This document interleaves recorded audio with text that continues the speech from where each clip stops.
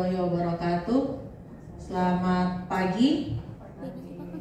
Salam sejahtera untuk kita semua. Hormat Bapak Kepala Sekolah, Bapak Eliawan Romi SPD. Yang kami hormati Bapak Ibu peserta kegiatan diseminasi budaya positif program guru penggerak reguler Kota Jayapura Angkatan 11. Terima kasih atas kehadiran Bapak Ibu sekalian dalam kegiatan diseminasi hari ini. Memenuhi undangan kami berdua, saya Ibu Hilda Herianti dan Ibu Umi Rodlia, kami CGP Angkatan 11 Kota Jayapura. Tentunya adalah kegiatan diseminasi. Dalam hal ini kami berdua akan menyampaikan konsep pemahaman kami tentang budaya positif dan berbagi praktik baik tentang praktik budaya positif yang telah kami laksanakan di kelas. Kemudian nanti ada tanya jawab dan penutup. Bapak Ibu, sebelum kita mulai kegiatan, kita akan awali itu dengan doa. Untuk itu kami mohon kesediaan Bapak Marcelinus Kepata memimpin kita doa. Kepada Bapak kami persilahkan. Selamat pagi Bapak Kepala Sekolah dan teman-teman sekalian. Kita mengawali kegiatan kita pada pagi hari ini dengan berdoa bersama.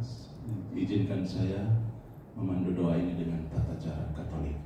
Kita berdoa. Dalam nama Bapa dan Putra dan Roh Kudus. Amin.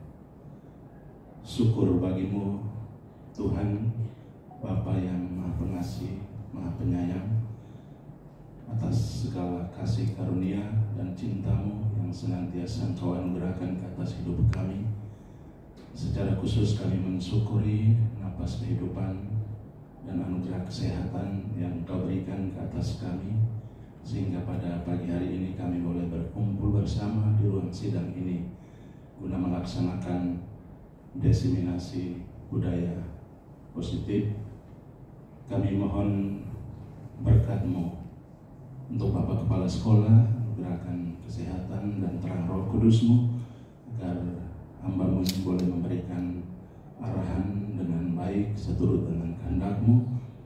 Kami mohon berkat-Mu juga untuk kedua hamba-Mu, diseminator Ibu Hilda Herianti dan Ibu Umi Rodlia. Semoga mereka boleh membawakan materi diseminasi budaya positif program guru penggerak reguler Kota Jayapura Angkatan ke-11 ini dengan sebaik-baiknya. Kami mohon berkat-Mu juga untuk kami para peserta. Anugerahkan kami semangat dan kesehatan, semangat mengambil bagian di dalam kegiatan ini. Semoga seluruh kegiatan ini boleh berjalan seturut dengan kehendak-Mu. Kami menyerahkan seluruh kegiatan kami ini ke dalam berkat-Mu demi Yesus Kristus, Tuhan dan pengantara kami. Amin. Dalam nama Bapa dan Putra dan Roh Kudus. Amin.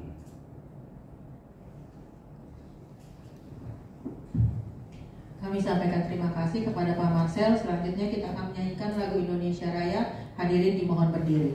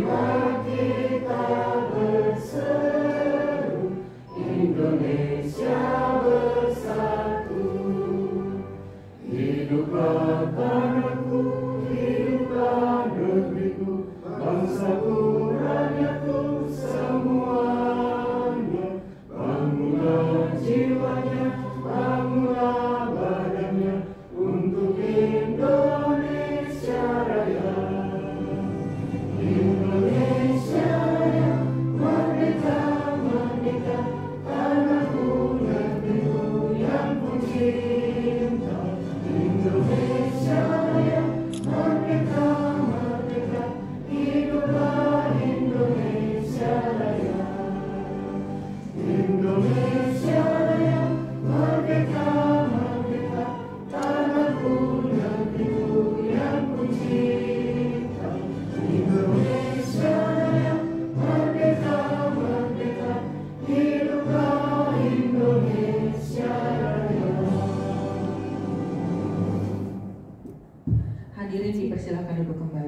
Baik,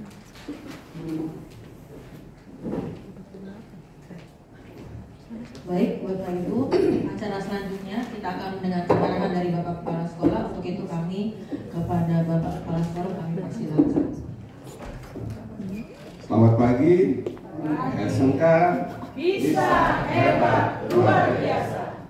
Ya, yang saya hormati Pak Kasek, Bapak Ibu Guru, mahasiswa PPL dan kedua narasumber, Ibu Hilda dan Ibu Umi. Ini pertama saya berada dengan calon guru penggerak di lingkungan sekolah untuk kegiatan mereka. Setelah 2 kegiatan saya tidak ikuti karena tugas dan pekerjaan lainnya. Pertama-tama kami bersyukur untuk hari ini kegiatan guru penggerak khususnya bagi SMK Negeri 2 Jayapura yang oleh Ibu Hilda dan Ibu Umi boleh melaksanakan tugas dan kegiatan ini sehari-hari. Dan hari ini dalam kegiatan diseminasi budaya positif di lingkungan SMK Negeri 2, kegiatan yang luar biasa. Kenapa? Karena membagi berbagai ilmu dan kegiatan penting yang harus dan akan dilaksanakan ke depan. Oleh sebab itu pada kesempatan yang berbahagia ini, kepada peserta yang adalah Bapak Ibu Guru untuk bisa mengikuti dengan baik, dan harapan saya diseminasi budaya positif ini bisa menjadi virus yang baik. Ada virus jahat dan virus baik. Kenapa virus? Karena virus itu menyebarnya cepat. Oleh sebab itu diseminasi ini kita harapkan dapat memberikan dampak cepat dan positif khusus untuk lingkungan budaya di sekolah, sehingga teman-teman dapat melaksanakan, mengaplikasikan di lapangan, tentunya kepada anak-anak didik dan juga sesama kita teman sekerja, sehingga budaya-budaya ini akan terlaksana dengan baik sesuai dengan apa yang kita harapkan. Tentunya harapan kita adalah budaya positif yang kemudian memberikan dampak yang luar biasa bagi sekolah, terutama bagi penghuninya, bagi gurunya, bagi siswanya. Mari mengikuti kegiatan ini dengan penuh sukacita, dengan semangat. Tentunya kegiatan ini akan menambah wawasan dan juga menambah nilai bagi Bapak Ibu sendiri, bagi sekolah, dan terutama bagi kedua narasumber dalam menyelesaikan tahapan-tahapan sebagai calon guru penggerak angkatan ke-11 di tahun 2024. Setiap tahunnya sekolah ini menjadi tempat untuk Bapak Ibu guru, calon guru penggerak masuk ke sini, dan tentunya dengan kegiatan budaya seperti ini akan memberikan kita manfaat lebih untuk dapat menjadi tempat kunjungan, menjadi tempat rujukan bagi teman-teman guru di tanah Papua, dan juga yang terlebih akan menjadi berkat untuk semua orang. Itu saja pada kesempatan ini yang saya sampaikan, dengan mengucap syukur kepada Tuhan Yang Maha Kuasa. Kegiatan diseminasi budaya positif angkatan 11 oleh calon guru penggerak SMK Negeri 2 Jayapura saya buka dengan resmi.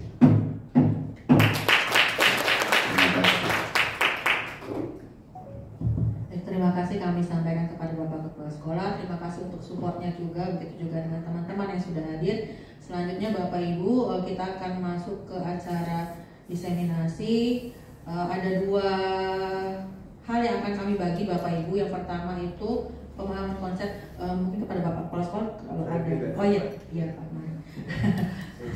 Iya, ya Pak, makasih banyak.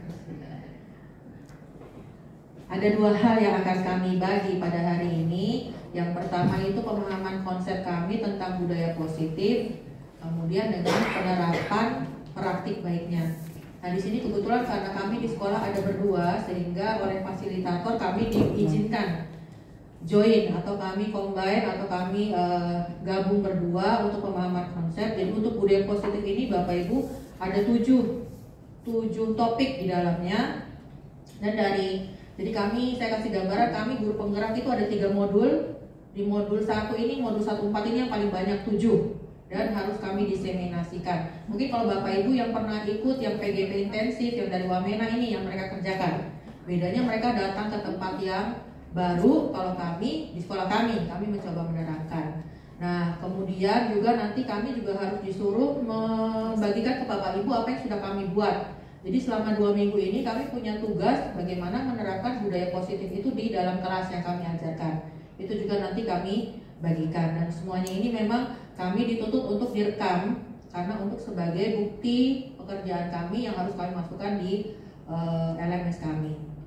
Jadi untuk yang pertama ini saya sudah membagi tugas dengan Bumi untuk pemahaman konsep, nanti kami bagi berdua. Kemudian untuk penerapannya nanti kami masing-masing menunjukkan yang penerapan sudah saya lakukan, kemudian dengan Bumi yang sudah saya dilakukan. Dan semoga Bapak Ibu bisa mengikuti kegiatannya. Memang agak panjang dibandingkan yang kemarin, tetapi saya berharap sesuai tadi seperti yang disampaikan Kepala Sekolah bahwa ini sesuatu budaya yang baru, yang positif, yang nanti harapannya memang bisa menjadi hal yang bagus di sekolah kita, begitu Bapak Ibu. Dan kami juga tetap membuka nanti forum tanya jawab ketika kami menyampaikan materi. Mungkin ada hal-hal, karena ini penerapannya di sekolah, tentu pasti Bapak Ibu juga akan merasakan seperti yang kami rasakan, gitu kan. Jadi kita bisa membuka forum diskusi seperti itu Bapak Ibu.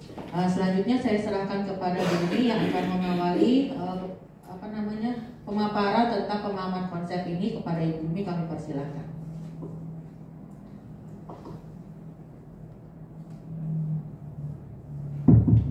Terima kasih Bu Lida waktunya. Izinkan saya berdiri ya Bapak Ibu. Boleh dong? Ya. Yang terhormat pada Bapak Kepala SMK Negeri 2 Jayapura dan Bapak Ibu semuanya yang hadir pada pagi hari ini. Jangan tegang Bapak Ibu. Ya, jangan tegang. Boleh berdiri dong sebentar. Semua berdiri, kita tepuk love ya. Ya. Tepuk love, prok prok prok, love kecil, prok prok prok, love sedang, prok prok prok, love besar, prok prok prok, love jumbo dengan sebelah. Ya, dengan sebelah. Bisa ya? Oke, kita mulai. Tepuk love kecil, bunyi dong. 1, 2, 3. Tepuk love kecil, love sedang, love besar, love jumbo. Ya, tepuk tangan.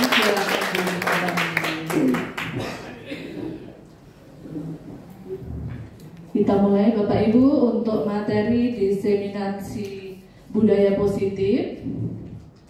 Nah, konsep inti budaya positif nanti ada beberapa, ada 7 ya Bunda ya. Yang pertama adalah tentang pembelajaran paradigma baru. Kemudian kita akan mempelajari tentang disiplin positif dan nilai kebajikan universal. Yang ketiga, teori motivasi, hukuman, penghargaan, dan restitusi. Berikut yang keempat adalah kebutuhan dasar manusia dan dunia berkualitas. Berikut yang kelima, restitusi, yaitu 5 posisi kontrol guru. Kemudian yang keenam adalah keyakinan kelas. Dan yang ketujuh adalah segitiga restitusi. Kita mulai dari yang pertama Bapak Ibu. Nah ini nanti, ini Bapak Ibu disiplin positif yang akan kita pelajari semua tergambar seperti ini ya.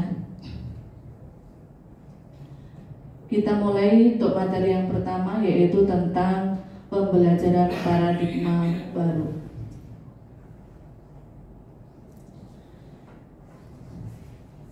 Ya, pembelajaran dengan paradigma baru yaitu merupakan pembelajaran yang dirancang berdasarkan prinsip pembelajaran berdiferensiasi. Kita sudah melaksanakan ya Bapak Ibu. Ya, sehingga semua peserta didik belajar sesuai kebutuhannya berdasarkan tahap perkembangan sesuai teori psikologi modern untuk mewujudkan profil pelajar Pancasila. Ini alhamdulillah di sekolah kita sudah berjalan. Nah, kita akan bermain Bapak Ibu, boleh ada 2 orang relawan atau saya tunjuk aja ya biar cepet ya. Kita akan bermain. Ini aturannya ada 2 orang. Yang A tugasnya adalah mengepalkan tangan. Anggap menggenggam sesuatu yang sangat berharga. Nah, yang satu nanti akan berusaha mengambil, berusaha merebut, boleh dirayu, boleh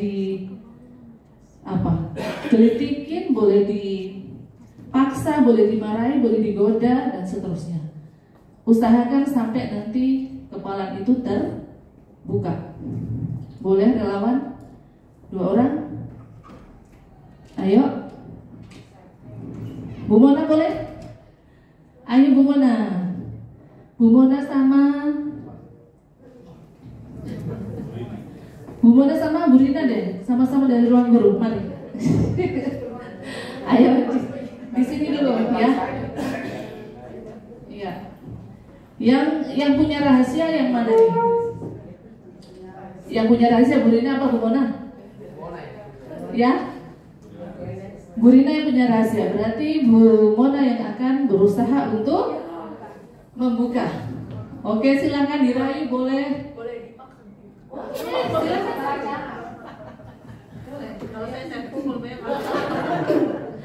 Mari. Boleh. Silakan. Apa kira-kira rahasia yang dipegang Bu Rina ya? Apa ya? Oh, bisa. Kenapa cepat sekali? Iya. Boleh silakan duduk Bapak Ibu. Nah, ini intinya permainan kita kali ini Bapak Ibu.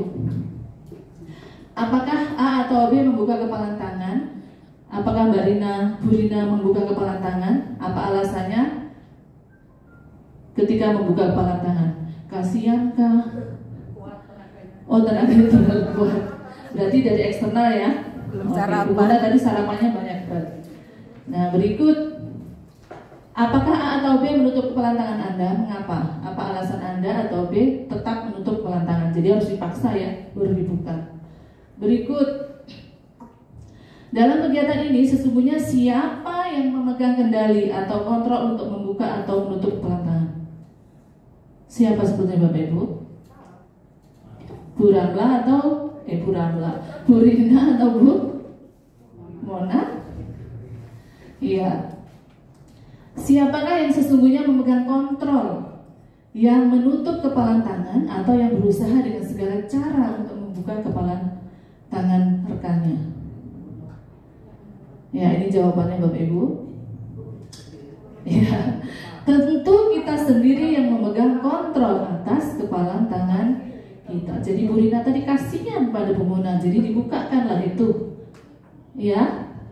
Nah, apakah kita membuka atau menutup kepalan tangan kita itu tergantung pada diri kita masing-masing, sesuai dengan kebutuhan dasar kita saat itu. Nah, yang Bu Rina lakukan tadi karena kasihan nih, sudah merebut sampai dengan tenaga dalam ya. Oke, kaitannya adalah ini materi Bapak Ibu ya dari Dr. William Glasser dalam teori kontrolnya, yaitu berkembang yang dinamakan dengan choice theory, meluruskan beberapa miskonsepsi tentang makna kontrol. Iya, ini miskonsepsinya, ilusi guru mengontrol murid. Benar Bapak Ibu? Kita merasa bahwa guru itu sebetulnya mengontrol murid. Nah, ternyata dalam penelitian adalah pada dasarnya kita tidak dapat memaksa murid untuk berbuat sesuatu jika murid memilih untuk tidak melakukannya. Walaupun tampaknya guru sedang mengontrol perilaku murid, hal demikian terjadi karena murid sedang mengizinkan dirinya dikontrol. Nah, saat itu bentuk kontrol guru menjadi kebutuhan dasar yang dipilih murid tersebut. Teori kontrol menyatakan bahwa semua perilaku murid tujuan, bahkan terhadap perilaku yang tidak disukai. Gitu ya. Jadi murid mengikuti kita karena memang dalam dirinya bahwa oh saya harus ikut. Ya, itu. Berikut. Ada ilusi bahwa semua penguatan positif efektif dan bermanfaat. Ini menurut kita memang begitu ya. Semua penguatan positif itu pasti efektif dan bermanfaat. Nah, ternyata kenyataannya seperti ini Bapak Ibu. Penguatan positif atau bujukan adalah bentuk-bentuk kontrol. Segala usaha untuk mempengaruhi murid agar mengulangi suatu perilaku tertentu adalah suatu usaha untuk mengontrol murid tersebut. Dalam jangka waktu tertentu, kemungkinan murid tersebut akan menyadarinya dan mencoba untuk menolak bujukan kita. Atau bisa jadi murid tersebut menjadi tergantung pada pendapat sang guru untuk berusaha. Berikutnya, ada ilusi bahwa kritik dan membuat orang merasa bersalah dapat menguatkan karakter. Nah, ini menggunakan kritik dan rasa bersalah untuk mengontrol murid menuju pada identitas gagal. Ternyata mereka belajar untuk merasa buruk tentang diri mereka.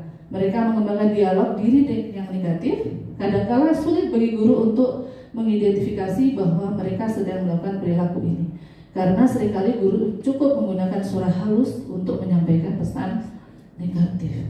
Jadi tidak perlu teriak. Begitu Bapak Ibu. Nah, ada ilusi bahwa orang dewasa memiliki hak untuk memaksa. Iya kan? Biasa begitu ya. Nah, kita mama ini kalau kasih bangun anak-anak tuh, ya kita paksa.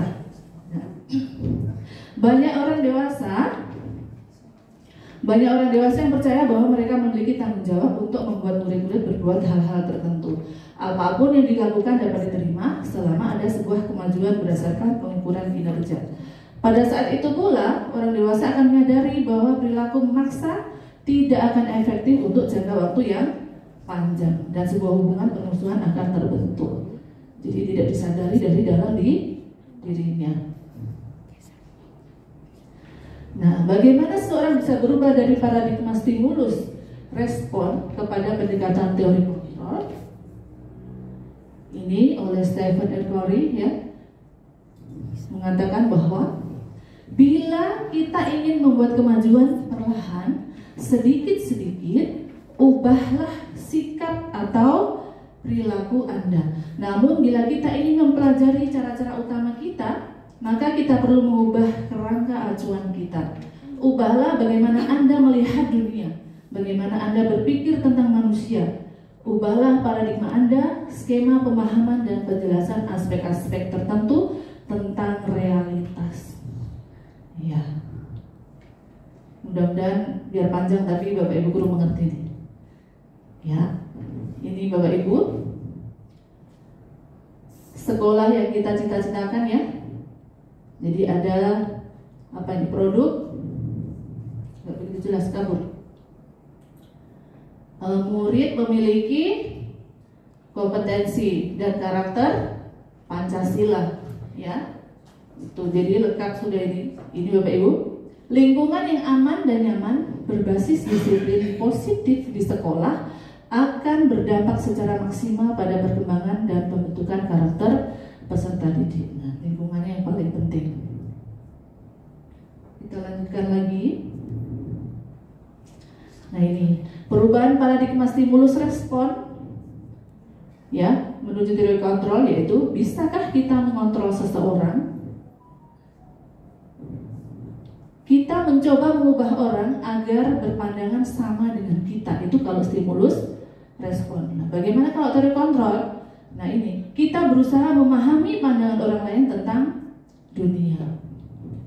Nah, kalau dari dulu kita biasanya ini kita mencoba mengubah orang agar berpendapat sama dengan kita. Nah, ternyata kita harus berusaha memahami pandangan orang lain tentang dunia.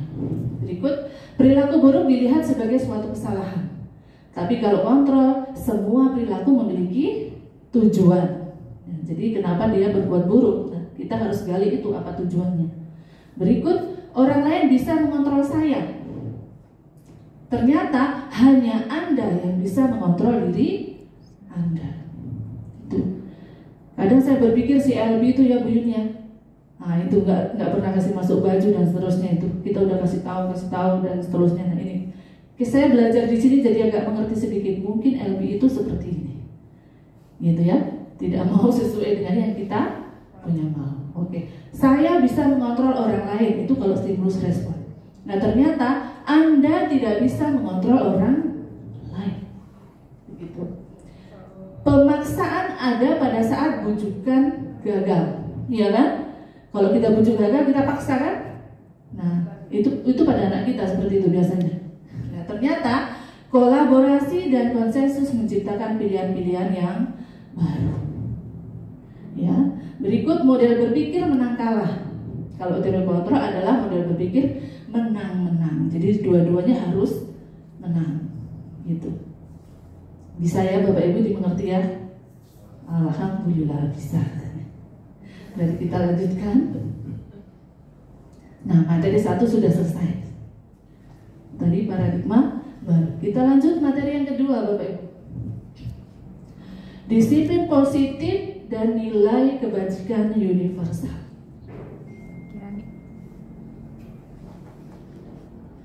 Kita mulai di disiplin positif terlebih dahulu, yaitu dalam rangka menciptakan lingkungan positif. Salah satu strategi yang perlu kita tinjau kembali adalah penerapan disiplin di sekolah kita.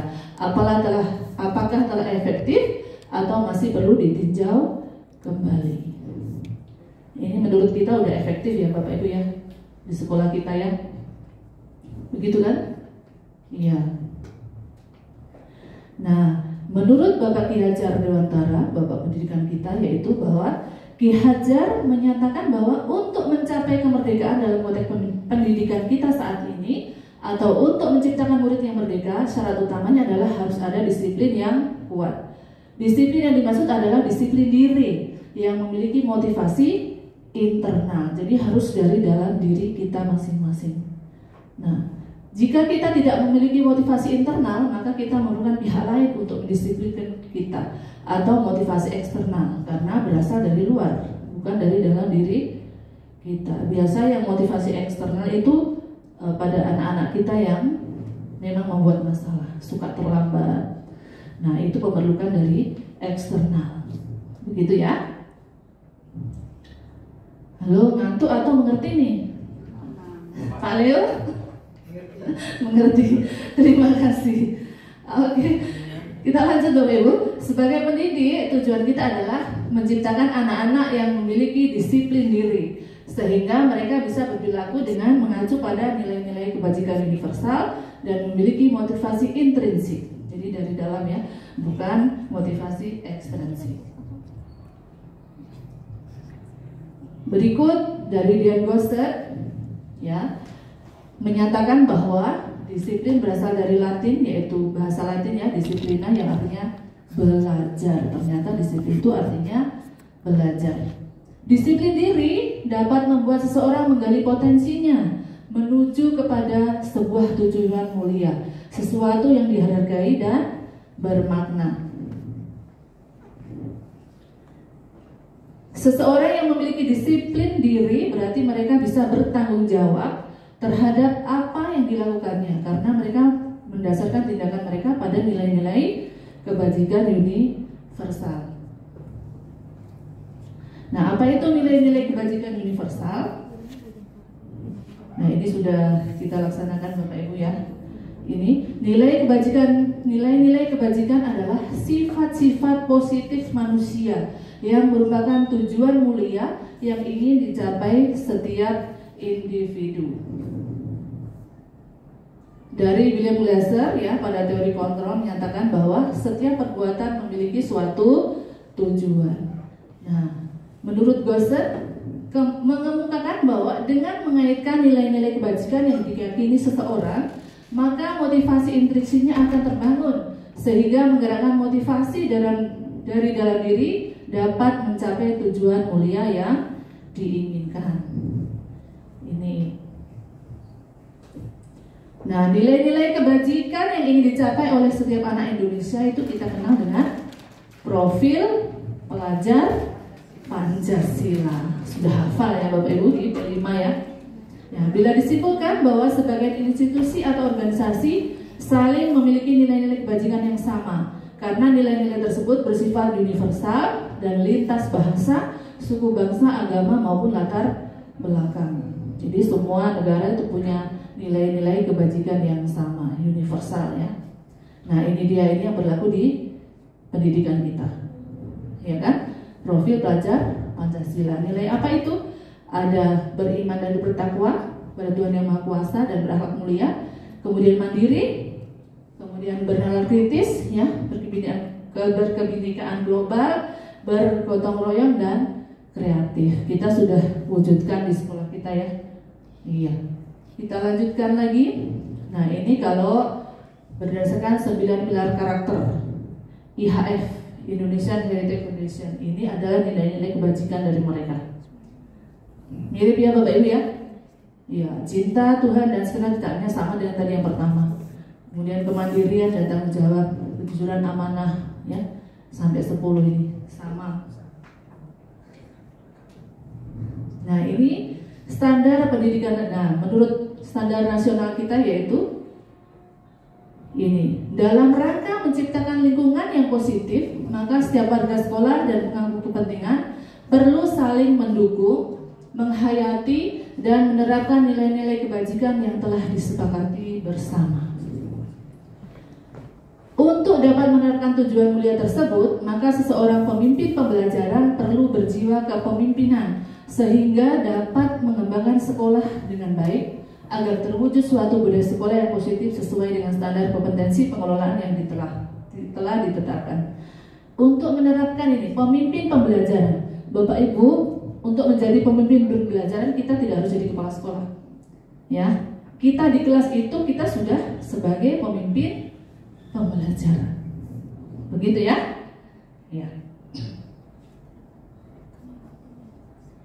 Ya, yang ketiga, tujuan mulia dari penerapan disiplin positif adalah agar terbentuk murid-murid yang berkarakter, berdisiplin, santun, jujur, peduli, bertanggung jawab, dan merupakan pembelajar sepanjang hayat sesuai dengan standar kompetensi lulusan yang diharapkan.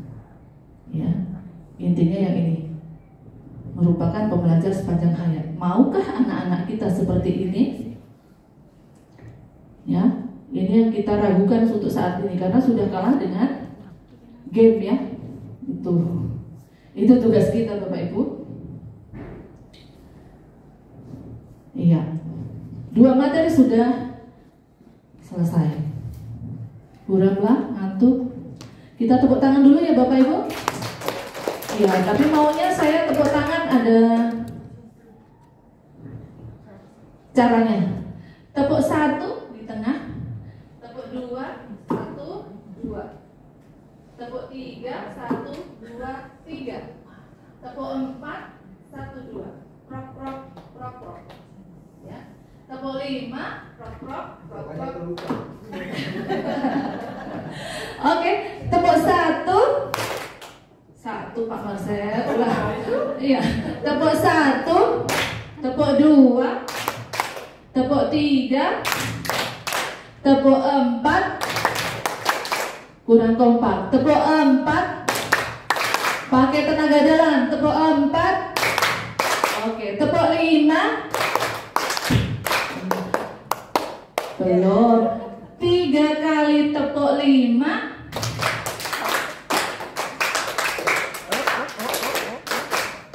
Keren, Bapak Ibu guru keren semuanya. Sudah gak ngantuk ya? Oke, kita lanjutkan materi yang ketiga. Teori motivasi, hukuman dan penghargaan serta restitusi. Nah, mari kita jawab pertanyaan ini Bapak Ibu. Sebagai seorang pendidik, saat Anda perlu hadir di suatu pelatihan, motivasi apakah yang mendasari tindakan Anda? Kayak hari ini, kira-kira motivasi apa yang mendasari? Dapat ilmu baru. Keren, dapat ilmu baru dari Pak Tias. Ada lagi? Pak Leo? Lagi dipikir ya. Oke, berikut kita lanjut yang kedua. Apakah Anda hadir karena tidak ingin ditegur oleh pihak panitia? atau pengawas Anda dan mendapatkan surat teguran, menghindari ketidaknyamanan dan hukuman. Ada yang seperti ini ya, terutama ini kalau kita lagi IHT. Nah, ya kan, senyum-senyum berarti ya. Berikut nanti ditelepon. Yang ketiga, Anda ingin dilihat dan dipuji oleh lingkungan Anda atau mendapatkan penghargaan sebagai kepala sekolah berprestasi, mendapatkan imbalan atau penghargaan dari orang lain. Ada yang seperti ini juga ya? Ada. Yang pasti bukan saya, Bapak Ibu. Yang keempat, ataukah Anda ingin menjadi pembelajar sepanjang hayat, menjadi orang yang berusaha dan bertanggung jawab, serta menghargai diri Anda sendiri sebagai teladan bagi murid-murid Anda, guru-guru Anda, serta lingkungan Anda, karena Anda percaya tindakan Anda sebagai pemimpin pembelajaran akan jadi panutan oleh lingkungan Anda. Jadi ini menghargai nilai-nilai kebajikan diri sendiri. Nah, katanya Pak Marcel bilang itu dia. Mudah-mudahan semuanya seperti ini ya. Iya, itu yang paling ideal katanya. Ya, manakah motivasi yang paling kuat mendasari tindakan Anda? Atau adakah suatu proses perubahan motivasi Anda antara dua motivasi? Udah dijawab Pak Marcel tadi ya. Oke, kita lanjutkan. Bila di sekolah Anda tidak ada aturan yang memberikan surat teguran bagi karyawan yang sering datang terlambat, atau tidak ada atasan yang memberikan Anda penghargaan menjadi karyawan terbaik karena sering tepat waktu, apakah Anda akan tetap datang tepat waktu untuk mengajar murid Anda? Iya ya, tetap ya. Keren. Tepuk tangan dong buat kita semua. Iya. Iya. Iya, itu harus. Berikut yang ketujuh. Menurut Anda, dari ketiga jenis motivasi tadi, motivasi manakah yang saat ini paling banyak mendasari perilaku murid-murid Anda di sekolah? Ya, nanti kita akan lihat. Strategi apa yang selama ini Anda terapkan untuk menanamkan disiplin positif pada murid-murid Anda? Bagaimana hasilnya pada perilaku murid-murid Anda? Ya, itu. Yang kesembilan, nilai-nilai kebajikan apa yang Anda rasakan penting saat ini untuk ditanamkan pada murid-murid Anda di kelas? Mengapa? Itu yang kita harus kaji. Nah, ini dia 3 motivasi perilaku manusia. Dari Diana Gosset dalam bukunya Restructuring School Discipline menyatakan ada 3 motivasi perilaku manusia. Yang pertama yaitu untuk menghindari ketidaknyamanan atau hukuman. Nah, ini banyak yang terjadi di anak-anak kita, Bapak Ibu, ya kan? Dari murid-murid kita. Untuk mendapatkan imbalan atau penghargaan dari orang lain. Dan yang ketiga yaitu untuk menjadi orang yang mereka inginkan dan menghargai diri sendiri dengan nilai-nilai yang mereka percaya. Mudah-mudahan kita semua adalah motivasi yang ketiga. Amin. Ya Pak Leo? Iya. Nah, kita sekarang menuju ke hukuman dan penghargaan. Ya, apa bedanya nih hukuman dan penghargaan? Nah, setuju atau tidak? Hukuman di sekolah dapat mendisiplinkan anak. Setuju? Setuju? Suaranya mana dong? Setuju. Saya tidak akan, kalau salah saya tidak akan cubit Bapak Ibu ya. Iya. Yang kedua, pemberian hukuman dengan hal positif seperti membaca atau membersihkan halaman sekolah dapat mendisiplinkan anak. Setuju? Setuju. Kayaknya semua belum sarapan loh. Suaranya kurang. Yang ketiga, memberikan penghargaan dapat meningkatkan motivasi belajar anak. Setuju ya? Iya. Yang keempat, membuat anak merasa bersalah memberikan dampak lebih ringan daripada menghukum. Jadi ini maksudnya merasa bersalah berarti kita kasih tahu kesalahanmu tuh di sini nak, gitu. Salahnya di mana, gitu. Daripada menghukum tiba-tiba langsung, ya sambil tunjuk-tunjuk, begitu ya. Oke, kita lanjutkan. Nah, teori motivasi perilaku manusia ada yang dari eksternal, ada internal. Apa itu yang eksternal? Yang eksternal Bapak Ibu, untuk menghindari ketidaknyamanan atau hukuman. Ini biasa terjadi di anak kita tadi, itu adalah eksternal, takut dihukum, ya kan? Kemudian untuk mendapatkan imbalan dari orang lain atau institusi, ini juga motivasi eksternal. Dari dalam, internal adalah ini, untuk menghargai diri sendiri. Nah, kalau sudah bisa menghargai diri sendiri, ini adalah tujuan dari disiplin positif kita. Dalam menjalankan peraturan ataupun keyakinan kelas, bila mana ada suatu pelanggaran, tentunya sesuatu harus terjadi. Untuk itu kita perlu meninjau ulang penegakan peraturan atau keyakinan kelas atau sekolah kita selama ini. Tindakan terhadap suatu pelanggaran pada umumnya berbentuk hukuman atau konsekuensi. Kita biasa seperti itu ya Bapak Ibu. Nah, perbedaan hukuman dan konsekuensi. Ini kalau hukuman bersifat tidak terencana atau tiba-tiba. Kemudian bersifat satu arah, dan yang ketiga bisa berupa fisik maupun psikis. Nah, sementara konsekuensi sudah terencana atau sudah disepakati. Oh, kalau kamu melanggar ini berarti nanti hukumannya seperti ini. Nah, dibuat oleh pihak guru atau pihak sekolah. Kemudian murid tetap dibuat tidak nyaman untuk jangka waktu pendek. Ya, jadi selama melaksanakan konsekuensi itu. Kemudian konsekuensi yang akan diterima bila ada pelanggaran. Nah, itu perbedaannya hukuman dan konsekuensi. Nah, kita pilih nanti, ini hukuman atau konsekuensi. Untuk yang pertama, mencatat 1000 kali di dalam buku kalimat saya tidak akan terlambat lagi karena terlambat datang ke sekolah. Kira-kira hukuman apa konsekuensi Bapak Ibu? Hukuman ya. Lari mengelilingi lapangan basket 2 kali karena terlambat hadir di sekolah. Hukuman. Menggantikan kertas tugas teman yang dicoret-coret. Oke, kita lihat jawabannya. Kayaknya Bapak Ibu ini sudah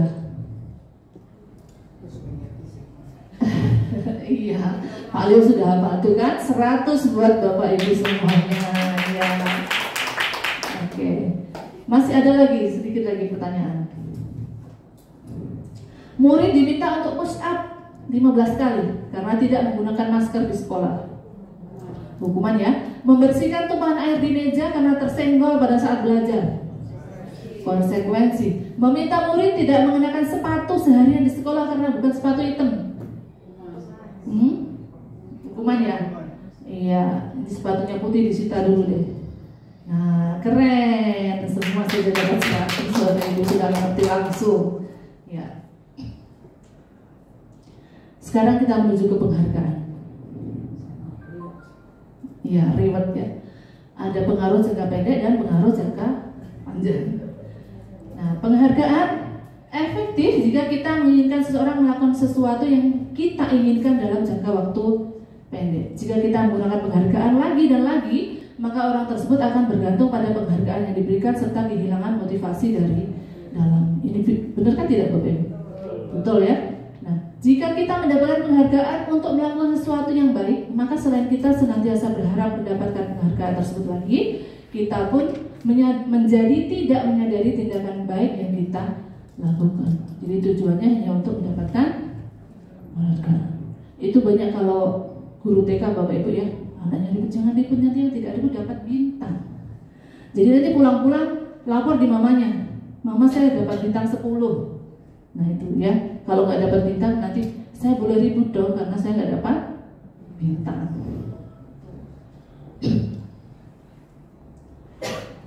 Nah, ternyata ada penghargaan yang tidak efektif.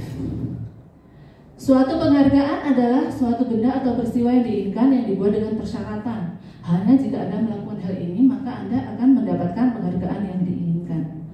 Jika saya mengharapkan suatu penghargaan dan tidak mendapatkannya, maka saya akan kecewa dan berkecil hati.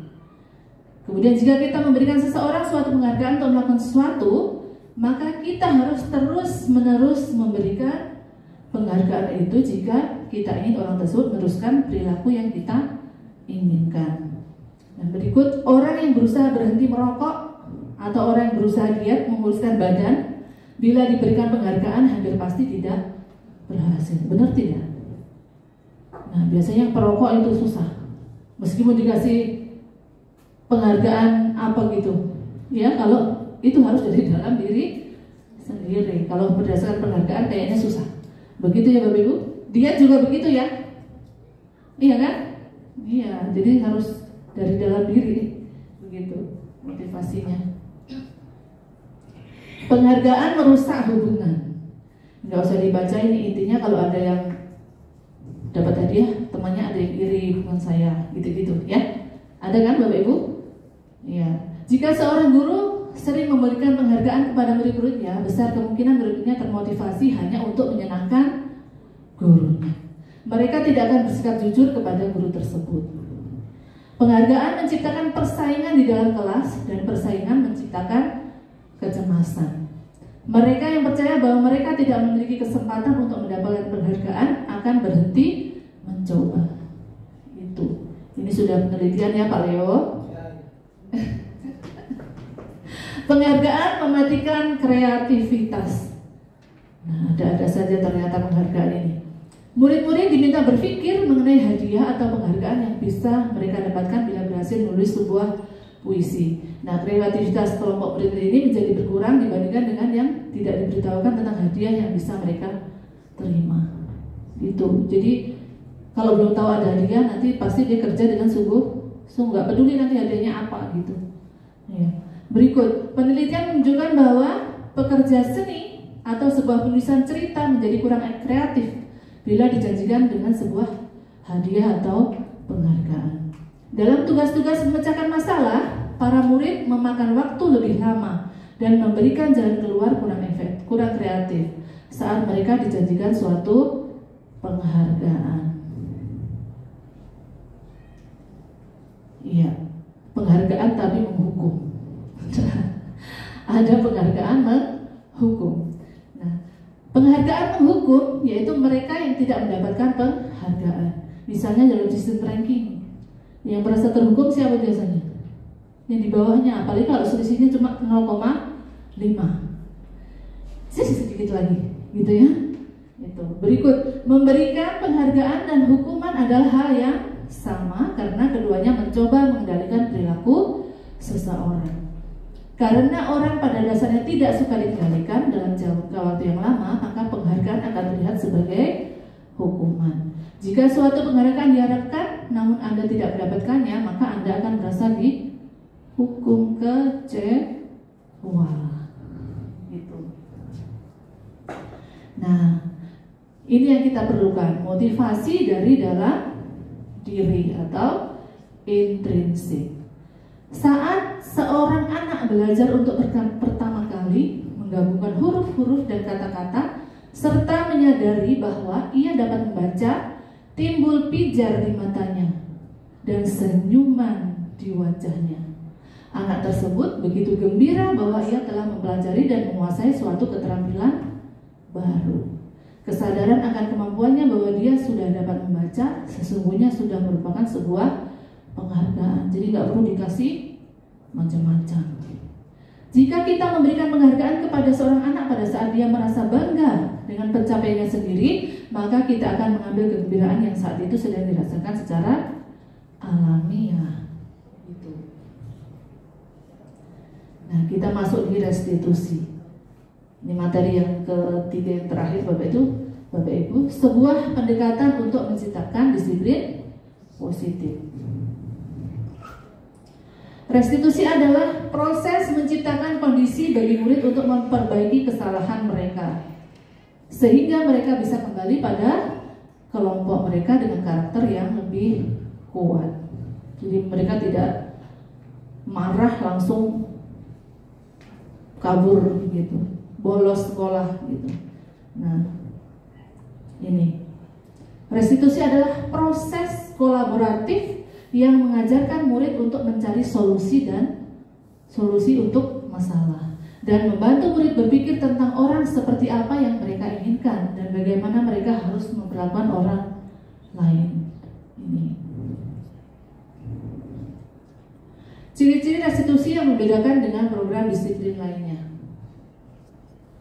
Yang pertama, restitusi bukan untuk menebus kesalahan, namun untuk belajar dari kesalahan. Restitusi untuk memperbaiki hubungan. Kemudian restitusi adalah tawaran, bukan paksaan. Restitusi menuntun untuk melihat ke dalam diri. Nah, restitusi mengembalikan murid yang berbuat salah pada kelompoknya. Nah, restitusi juga mencari kebutuhan dasar yang mendasari tindakan. Restitusi diri adalah cara yang paling baik, ya. Restitusi fokus pada karakter, bukan tindakan. Restitusi itu menguatkan. Dan yang terakhir adalah restitusi fokus pada solusinya apa. Gitu. Iya. Berikut materi keempat akan disampaikan oleh Mem Hilda Herianti. Kepadanya disilakan. Ini udah download belum yang saya rubah? Terima kasih. Selamat pagi. Pagi, luar biasa, tetap semangat. Terima kasih Bapak Ibu. Kita lanjut ya. Masih ada 4, 5, 6, 7 kalau saya nggak salah. Saya review dulu tadi dari Bu Umi. Ini teori kontrol. Yang pertama tadi apa? Disiplin positif ya. Kedua ada teori motivasi ya. Sama yang terakhir tadi restitusi. Restitusi. Nanti restitusi itu sampai terakhir ada. Jadi restitusi itu proses Bapak Ibu. Saya juga setelah ikut sini baru saya paham, oh restitusi itu ternyata proses. Dan mudah-mudahan kalau kita ngikuti prosesnya harusnya bisa dilaksanakan. Kalau kita langsung membuat restitusi di ekornya memang nggak akan jadi, karena restitusi harus dibangun. Bapak Ibu, materi keempat ini tentang kebutuhan dasar. Lagi. Oh, ke bawah. Sorry, bukan barangnya saya ini, jadinya saya enggak.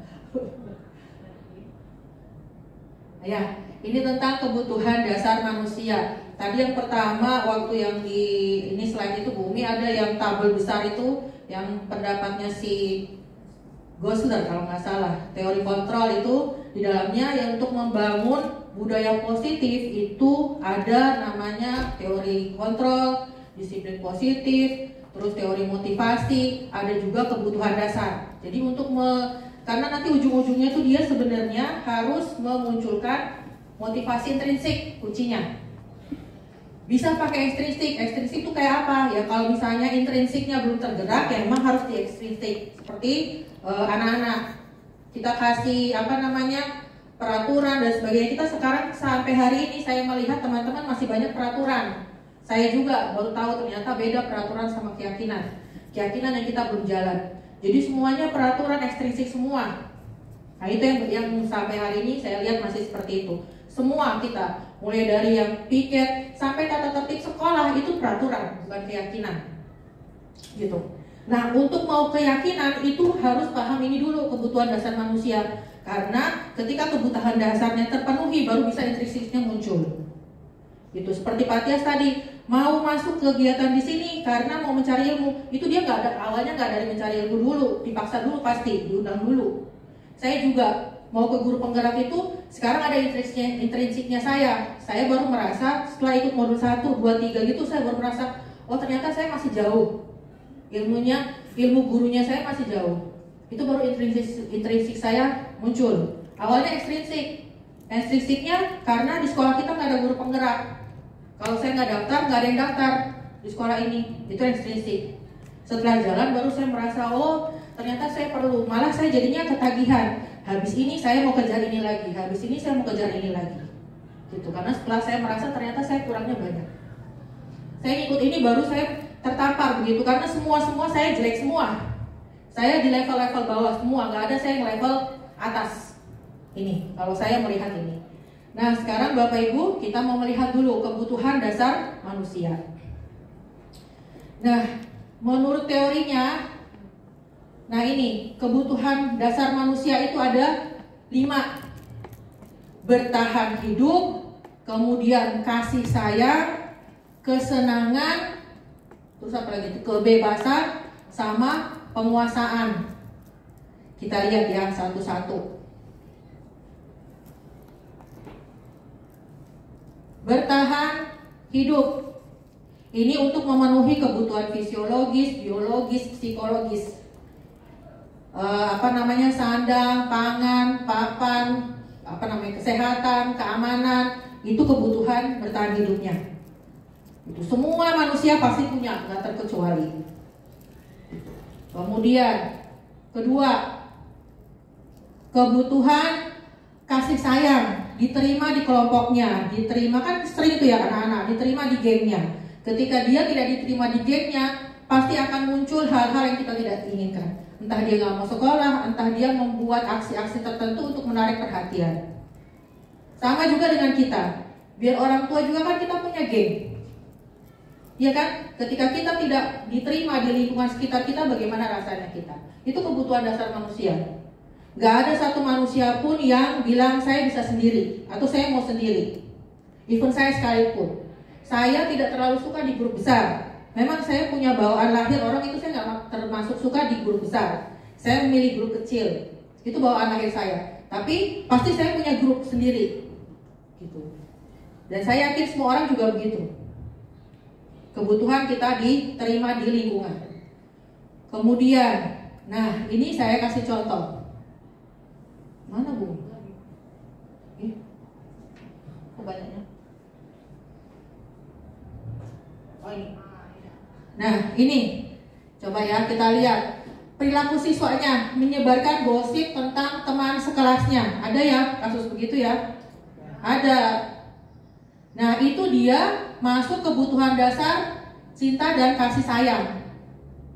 Pengen diterima. Ketika dia baru hari ini masuk kok teman-temannya ke pinggir semua. Biasanya saya diajak ke kantin, saya biasanya diajak. Ketika saya nggak diajak, nah itu kebutuhan dasar kasih sayangnya dia tersenggol pasti. Nah itu. Ya, ada ya. Nah berikutnya. Nah ini kalau seperti ini pertanyaan pada siswa, ini pendekatan restitusi nih, pertanyaan pada siswa. Jadi restitusi itu kita menggali potensinya dia untuk mencari solusi. Itu restitusi, susahnya itu. Apakah ada cara untuk memenuhi kebutuhan cinta dan kasih sayang tanpa merusak reputasi orang lain? Kan gitu tuh teman-temannya tuh. Supaya ada yang ikut ke dia, supaya dia jadi istimewa di mata orang lain. Jangan berteman sama si ini, itu ada.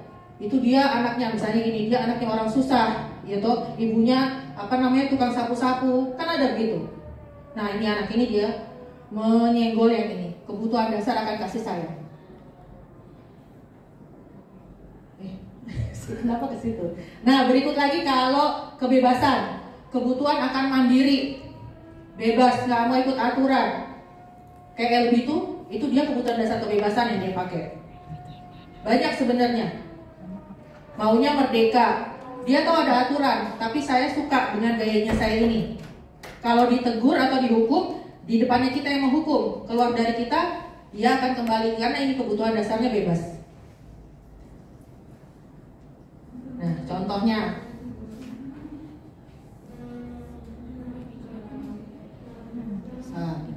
mengganggu di kelas. Ada ya, ini ya, anak yang suka mengganggu di kelas. Sampai-sampai kita mendingan dia keluar aja supaya nggak mengganggu.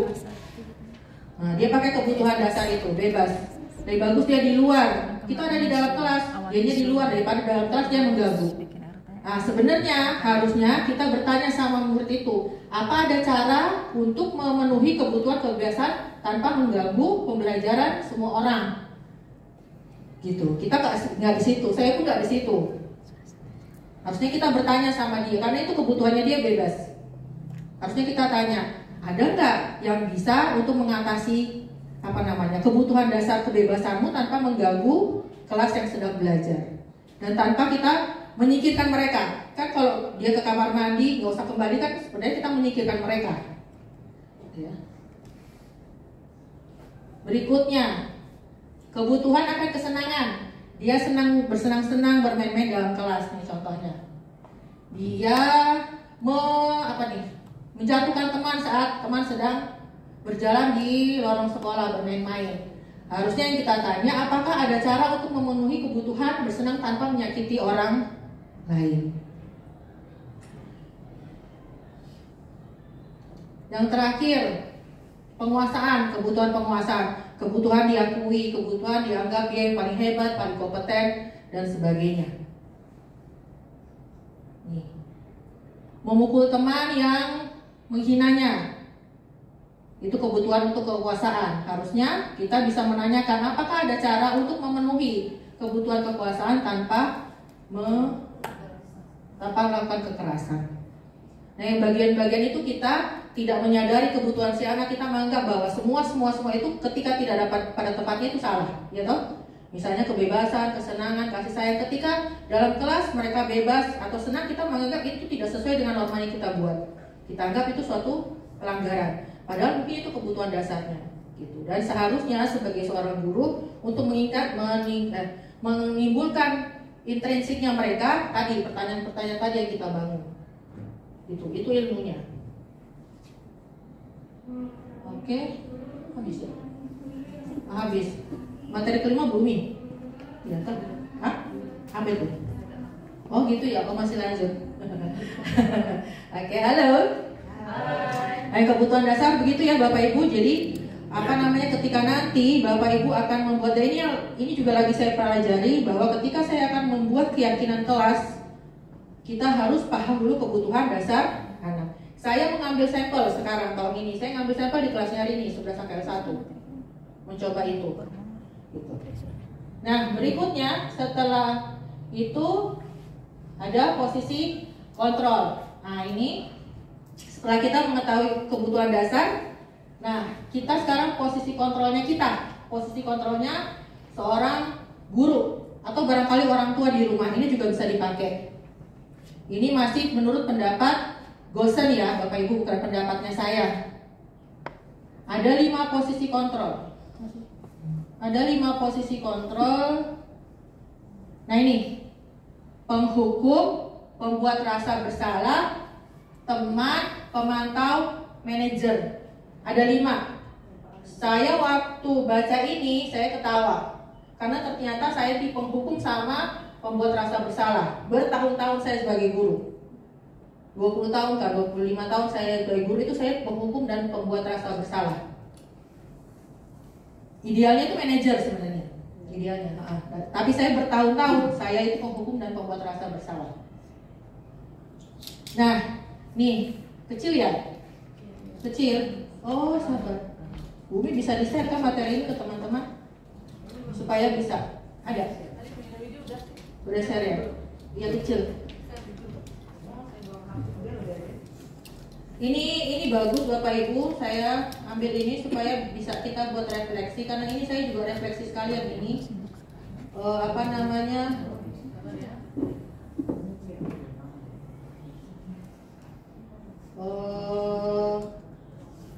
Di dalamnya itu ada bagaimana posisinya kita. Apakah kita sebagai penghukum, pembuat rasa bersalah, apakah kita sebagai teman, apakah kita sebagai pemantau, atau apakah sebagai manajer. Sebenarnya nggak ada yang salah Bapak Ibu, itu kita mencari posisi dirinya kita sekarang, itu nggak ada jelek. Ya, bukan nggak ada jelek, kan itu sudah bawaannya kita. Tetapi bagaimana kita mau merubah diri karena kita ingin membangun budaya positif. Gitu. Ini juga kecil banget, saya tuh juga nggak bisa lihat. Nah, udah terkirim kah Bapak Ibu? Saya biar di tengah. Saya juga kecilan, nggak bisa lihat. Ketika kita posisinya sebagai penghukum, pembuat merasa bersalah, teman, pemantau, dan manajer. Nah, udah terkirim Bapak Ibu? Udah ya? Nah, Bapak Ibu kalau lihat tabel ini yang paling sana itu dia penghukum. Kemudian ini yang mengharapkan imbalan, kemudian ini yang menghargai diri sendiri. Yang tadi teori motivasi, yang tadi Bumi cerita. Ini yang mana Bumi? Yang merah ya? Nah ini, tadi kan Bumi cerita ada teori motivasi toh, motivasi ekstrinsik, intrinsik sama bukan yang bukan yang teori motivasi tuh, yang takut karena hukuman, karena penghargaan, sama motivasi diri. Ini dia. Kalau takut karena hukuman ini, yang posisi gurunya menghukum sama membuat rasa bersalah. Si anak munculnya ini. Kalau kita sebagai teman, sebagai pemantau, posisi anak ini pengen minta dihargai. Tapi kalau kita posisi manajer, nanti anak itu ada kesadaran dirinya sendiri untuk menjadi baik. Nah itu. Nah ini saya cerita, bertahun-tahun saya sebagai guru, saya posisinya di sini. Entah saya penghukum atau pembuat rasa bersalah. Penghukum itu biasanya saya pertama kenal itu saya marah-marah. Berikutnya karena udah capek, saya posisinya di sini. Pembuat rasa bersalah. Ya itu, saya udah capek sama anak itu, saya pembuat rasa bersalah. Coba kita lihat. Guru ketika penghukum, guru berbuat menghardik, menunjuk-nunjuk, menyakiti, menyindir. Nah itu saya. Saya cuma nggak menyakiti, saya nggak mukul, nggak sampai berdarah. Tapi menghardik iya. Menunjuk-nunjuk, iya ya. Oh, ada alumni soalnya dia rasa benar. Menyakiti, tapi mungkin bukan pakai ini verbal barangkali. Menyindir, wah sering banget saya. Nah, sekarang guru berkata, kalau kamu tidak melakukan, awas ya. Nah, itu kan saya. Gitu. Coba sudah. Nah, itu saya. Itu saya bilang bertahun-tahun saya begini. Kemudian hasilnya anaknya memberontak, menyalahkan orang lain, berbohong. Kalau memberontak mungkin depan saya enggak, tapi berbohong pasti. Itu. Pasti dia berbohong. Kemudian kaitan dengan dunia yang berkualitas, murid meletakkan guru di luar dunia berkualitas. Saya ini tidak ada di hatinya. Gitu. Kemudian murid berkata, biarkan saja, nanti juga marah-marah lagi. Lah iya, pasti lihat saya, paling marah-marah, kasih tinggal sudah. Iya, apapun yang terjadi, kembalinya saya pasti marah-marah. Kemudian dampaknya mengulangi kesalahan, pasti dia mulai kesalahan. Iyalah, keluarin lagi bajunya. Nah itu kayak begitu, itu karena saya posisi menghukum. Kemudian membuat orang rasa bersalah, ini juga saya berceramah, mengatakan seharusnya, itu saya kan biasa begitu. Bahasanya tidak marah-marah, tetapi saya membuat rasa bersalah dalam dirinya dia. Kemudian saya suka gini, gimana yang anak TKJ tuh baju salah, tahu bajunya salah, gitu. Nah, saya nyindir gitu sebenarnya sama dia. Terus guru berkata, seharusnya kamu sudah tahu ibu lelah sekali mengatakan, ibu stres. Nah, ini posisi ini kalau saya sudah capek marah-marah, ya ini saya nanti keluar nih, membuat rasa bersalah.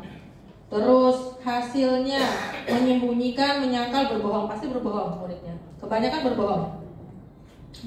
Kemudian kaitan dengan dunia berkualitas, murid meletakkan guru di dalam dunia berkualitas. Oh iya kan? Kayaknya enggak deh. Di luar semua ini. Kemudian murid berkata, maafkan saya. Kalau depan saya itu. Dampaknya pada murid merasa rendah diri. Mungkin ada juga yang begitu karena saya kata-katain. Kemudian kalau teman dan pemantau, ini saya nggak pernah, tapi saya tidak tahu kalau Bapak Ibu. Kalau teman itu guru itu membuat alasan-alasan untuk muridnya. Saya nggak tahu, saya pengen pernah posisi seperti ini. Guru berbuat alasan-alasan untuk muridnya. Kemudian guru berkata, ayolah lakukan demi ibu, masa kamu tidak mau ingat, tidak pernah ibu bantu. Adakah yang mungkin ada ya? Pak Marcel mungkin. Kalau saya nggak pernah begitu memang dalam kelas itu, saya posisinya penghukum dan pembuat rasa bersalah. Saya belum pernah dalam kelas memposisikan diri anak sebagai teman. Itu tadi saya masih pakai orang dewasa itu benar di atas segala-galanya. Kemudian ketergantungan. Ini anak jadi ketergantungan. Kemudian murid meletakkan guru sebagai orang yang sangat penting di dunia yang berkualitas. Kemudian anak berpikir bapak ibu guru itu temannya dia. Kemudian anak-anak jadi lemah, tidak mandiri, tergantung. Mungkin bapak ibu ada yang merasa seperti itu. Tidak ada yang salah bapak ibu. Ini kan kita posisi kontrol, kita mencari posisi kita selama ini di mana. Kemudian kalau posisinya sebagai pemantau, menghitung dan mengukur. Bapak Ibu menghitung-hitung kebaikannya mereka dan mengukur-ukur kebaikannya mereka. Kemudian Bapak Ibu selalu mengingatkan apa peraturannya. Peraturan, kembali lagi semua ke peraturan. Kemudian apa nih? Murid meletakkan guru sebagai pembuat peraturan dan penghukum. Kemudian berapa banyak bintang yang saya peroleh? Ini tadi pakai bintang-bintang, pakai peraturan. Gitu. Yang biasanya anak TK, nggak tahu kalau anak SMK masih Bapak Ibu pakai bintang-bintang? Enggak ya. Kemudian menitik beratkan pada konsekuensi atau hadiah untuk dirinya. Adakah yang pemantau di sini? Bapak Ibu di posisi mana coba? Iya. Iya, 1-2 kita ya. Iya, nah itu kalau saya mengevaluasi kenapa kita di 1-2, karena kita nggak ada mengenal kebutuhan dasar siswa, itu satu. Kemudian kita tidak membangun keyakinan kelas. Kalau kita tidak membangun keyakinan kelas, memang susah kita mau ke level manager. Kita selalu membuat peraturan.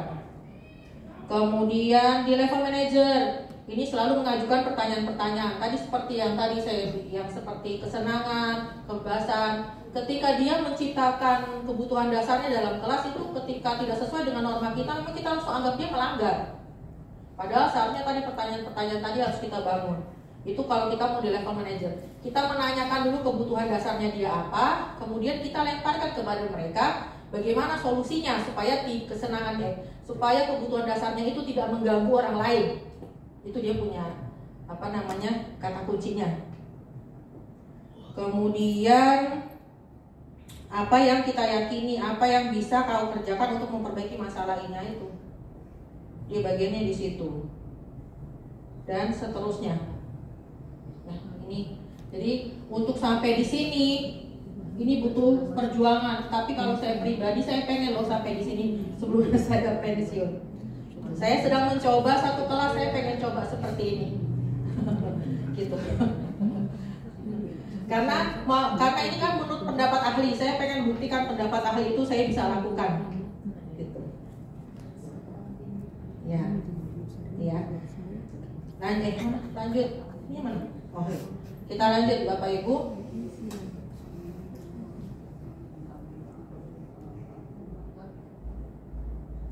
Nih. Kita bergerak dari yang membuat peraturan jadi nilai-nilai. Itu dulu. Kita bergerak jadi membuat peraturan dengan nilai-nilai. Gak usah terlalu besar, gak usah konsepnya sekolah. Kalau sekolah mau bikin juga bagus. Artinya begini, yang sekolah buat itu peraturan, tapi juga sekolah perlu membuat nilai. Tapi kalau mau membuat nilai itu harus melibatkan siswa. Kalau sekolah satu arah itu bukan nilai, itu peraturan. Nah kalau susah satu sekolah, berarti kelas yang Bapak Ibu pegang. Mulailah merubah nilai-nilai, jangan peraturan. Jadi dua arah, kita dengan siswa. Kenapa? Karena yang melaksanakan nanti siswa. Kita bikin peraturan, tapi dianya gak sejahtera. Anak itu tidak merasa terpenuhi kebutuhan dasarnya, gak akan jalan. Coba membuat nilai-nilai, kita mesti berubah. Kemudian ini kalau kalimatnya. Itu kalimatnya kalau kamu tidak akan apa, saya akan apa. Itu kan hukuman. Kita harus rubah. Apa yang kamu yakini yang bisa memperbaiki keadaan. Ini kalau dibuat dalam kalimat.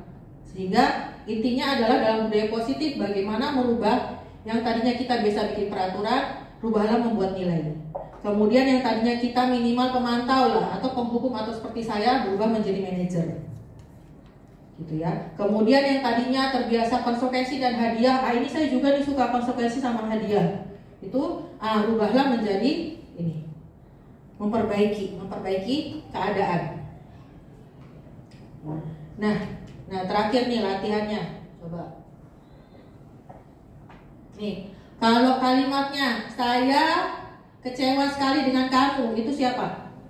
Itu teori kontrol yang mana? Posisinya, saya kecewa sekali sama kamu. Membuat rasa bersalah. Kemudian kalau kedua, kamu tidak pernah benar melakukannya. Ngerasa bersalah. Nah, berarti ini kita semua rasa bersalah nih kalau sudah. Kemudian, ayo lakukan demi Bapak Ibu, Ibu Bapak. Teman. Apakah kamu mau mendapatkan stiker bintang hari ini? Apa? Pemantau. Kemudian, bagaimana kamu bisa menyelesaikan masalah ini? Ini yang manajer. Nah, ini yang manajer. Kemudian kamu selalu yang paling terakhir. Rasa bersalah. Nah, gimana jadinya kita sekarang? Gak apa-apa. Apa namanya, kayak Bu Delima bilang apa? Tepuk dada, tanya itu toh. Lihat kita posisinya di mana. Seperti saya tuh waktu ikut ini saya juga refleksi, ya ampun, saya ini ternyata pemuda dan rasa bersalah semua saya ini. Gitu. Selama saya jadi guru. Nah, itu yang saya mau mencoba, saya mau berubah. Dia yang paling merasakan. Sekarang materi ke-6 ya, keyakinan kelas. Oke Bapak Ibu, selanjutnya keyakinan kelas nanti akan dilanjutkan Bu Umi. Nanti yang berikutnya baru saya lagi. Saya kembalikan kepada Bu Umi. Terima kasih. Terima kasih. Masih semangat ya Bapak Ibu ya. Iya, dikit lagi. Mana senjataku? Bayu nih ini. Mbak, frame-nya di sini enggak kelihatan. Kita lanjutkan di materi ke-6, yaitu tentang keyakinan kelas. Semua kelas sudah dibuat keyakinan kelasnya Bapak Ibu? Sudah. Keyakinan kelas apa kesepakatan? Iya, yang ditempel-tempel kemarin masih kesepakatan. Nah, ternyata harusnya ini keyakinan kelas. Nah, mengapa keyakinan kelas dan bukan kesepakatan kelas? Ini alasannya Bapak Ibu. Seseorang akan lebih tergerak dan bersemangat untuk menjalankan keyakinannya daripada hanya sekedar mengikuti serangkaian peraturan tertulis tanpa makna. Gitu. Alasan yang kedua yaitu murid mendengarkan dan memahami arti sesungguhnya tentang peraturan-peraturan yang diberikan. Apa nilai-nilai kebajikan di balik peraturan tersebut? Apa tujuan utamanya? Dan menjadi tidak tertarik atau takut sehingga hanya sekedar mengikuti serangkaian peraturan-peraturan yang mengatur mereka tanpa memahami tujuan mulianya. Gitu. Nah, ini cara pembentukan keyakinan kelas. Keyakinan kelas bersifat lebih abstrak daripada peraturan yang lebih rinci dan konkret. Nah, keyakinan kelas berupa pernyataan-pernyataan universal, jadi diterima oleh semuanya. Pernyataan keyakinan kelas senantiasa dibuat dalam bentuk positif. Keyakinan kelas hendaknya tidak terlalu banyak sehingga mudah diingat dan dipahami oleh semua warga kelas. Keyakinan kelas sebaiknya sesuatu yang dapat diterapkan di lingkungan tersebut. Semua warga kelas hendaknya ikut berkontribusi dalam pembuatan keyakinan kelas lewat kegiatan curah pendapat atau diskusi. Jadi bukan dari Bapak Ibu guru sendiri. Berikut bersedia meninjau kembali keyakinan kelas dari waktu ke waktu. Jadi harus disetujui kedua belah pihak. Nah, prosedur pembentukan keyakinan sekolah atau keyakinan kelas. Yang pertama yaitu mempersilakan warga sekolah atau murid sekolah untuk bercurah pendapat tentang peraturan yang perlu disepakati. Jadi mulai dari ada kesepakatan dulu. Dari kesepakatan muncul yang kedua, mencatat semua masukan-masukan para murid atau warga sekolah di papan tulis atau di kertas besar atau kertas ukuran poster di mana semua anggota atau warga sekolah bisa melihat hasil curahan pendapat. Susunlah keyakinan kelas sesuai prosedur pembentukan keyakinan sekolah atau keyakinan kelas. Gantilah kalimat-kalimat yang bentuk negatif menjadi positif. Kalau ini udah semuanya ya, kalimat negatif jangan, tidak itu sudah nggak boleh ada lagi. Ini contohnya. Berikut, tinjau kembali daftar curah pendapat yang sudah dicatat. Anda mungkin akan mendapati bahwa pernyataan yang tertulis di sana masih banyak yang berupa peraturan. Selanjutnya, ajak warga sekolah atau murid-murid untuk menemukan nilai kebajikan atau keyakinan yang dituju oleh peraturan tersebut. Nah, yang kelima, tinjau ulang keyakinan sekolah atau keyakinan kelas secara bersama-sama.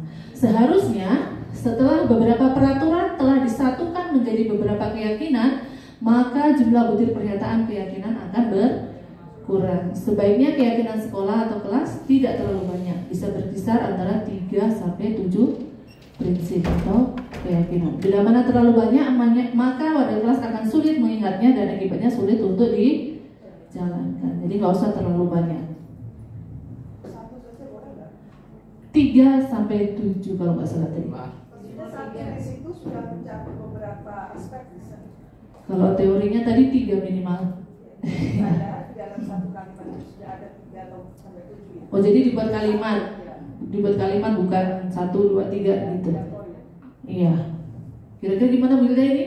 Kalau ini Mbak Ta, kalau keyakinan kelas itu dia bentuknya bukan kalimat, dia bentuknya kata-kata kebajikan.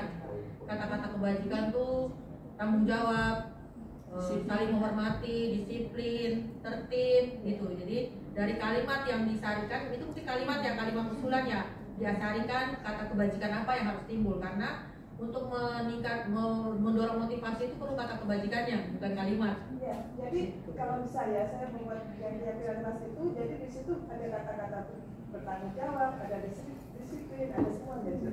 Tapi dalam satu kalimat saja, tidak dalam per poin. Oh, bagusnya dibikin per poin aja Mbak Ita, supaya ketika dia ada yang tidak pada posisi keyakinan kelas, misalnya dia tidak sesuai kesepakatan, misalnya kan ada bertanggung jawab, disiplin dan sebagainya gitu. Nanti ketika misalnya dia nggak disiplin, kita bisa review keyakinan kelas mana yang tidak kamu penuhi gitu. Nanti kita lemparkan ke dia, nanti kan dia bisa sebutkan, oh disiplin misalnya, menurut kamu apakah masih perlu disiplin itu atau kita harus rubah gitu. Nah, jadi bagusnya dipecah-pecah per kata kebajikan. Boleh kita lanjut? Iya. Setelah keyakinan sekolah atau kelas selesai dibuat, maka semua warga kelas dipersilakan meninjau ulang dan menyetujuinya dengan menandatangani keyakinan kelas tersebut, termasuk guru dan semua warga murid. Berikutnya, keyakinan kelas selanjutnya bisa dilekatkan di dinding kelas di tempat yang mudah dilihat semua warga kelas. Nah, ini bedanya antara peraturan dan keyakinan. Nah, kalau selalu kembalikan buku di tempatnya, ini peraturan. Nah, kalau keyakinan berarti tanggung jawab. Bisa goyang tadi berarti. Dilarang mengganggu orang lain. Nah, kalau keyakinannya berarti menghormati orang lain dan diri sendiri dan seterusnya. Hadir di sekolah 15 menit sebelum pelajaran berarti menghormati orang lain. Komitmen pada tujuan gitu ya, jadi berkomitmen gitu. Dilarang melakukan kekerasan berarti keselamatan, menghormati orang lain. Dilarang menggunakan narkoba, jadi kesehatan. Kemudian bergantian atau menunggu giliran, menghormati orang lain atau kesabaran, jadi antri ya. Gunakan masker, alasan kesehatan. Jangan berlari di kelas atau koridor. Iya, keselamatan, bisa keamanan ya. Oke. Nah, ini. Nah, peraturan kelas itu tempatnya di sini Bapak Ibu. Ya. Habis itu kalau sudah ada peraturan kelas maka akan dibuat keyakinan kelas. Dari keyakinan kelas maka akan tercipta lingkungan yang positif. Ya, lingkungan positif. Nah, kalau sudah lingkungan positif maka akan tercipta budaya positif. Sedikit lagi, nah ini kegiatan-kegiatan pendalaman keyakinan kelas. Ini yang kemarin kami laksanakan Bapak Ibu. Di antaranya adalah ada kegiatan tampak seperti atau tidak tampak seperti. Ini yang kita lihat. Nah, bagaimana kalau nilai yang ini hormat? Tampak seperti datang tepat waktu. Tidak tampak seperti berarti sering hadir terlambat. Menyapa teman dan guru setiap hari. Kalau tidak tampak seperti berarti tak acuh kepada teman dan guru. Nah, ini rasa yang ini. Berikut rasa diterima dan dimiliki. Melibatkan semua anggota kelompok. Tapi kalau tidak tampak seperti mengucilkan salah satu teman.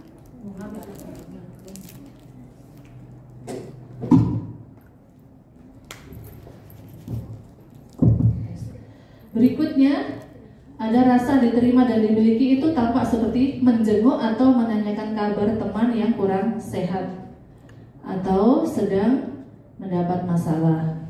Nah, yang tidak tampak seperti berarti acuh tak acuh terhadap teman yang sedang kurang sehat. Sebenarnya saya ada membuat kertas untuk latihan Bapak Ibu, ya, tapi nanti latihannya nanti saja. Akan saya bikin kertasnya, latihannya nanti ini ya. Oke. PR. Iya. Nah, ini terdengar, terlihat dan berperilaku.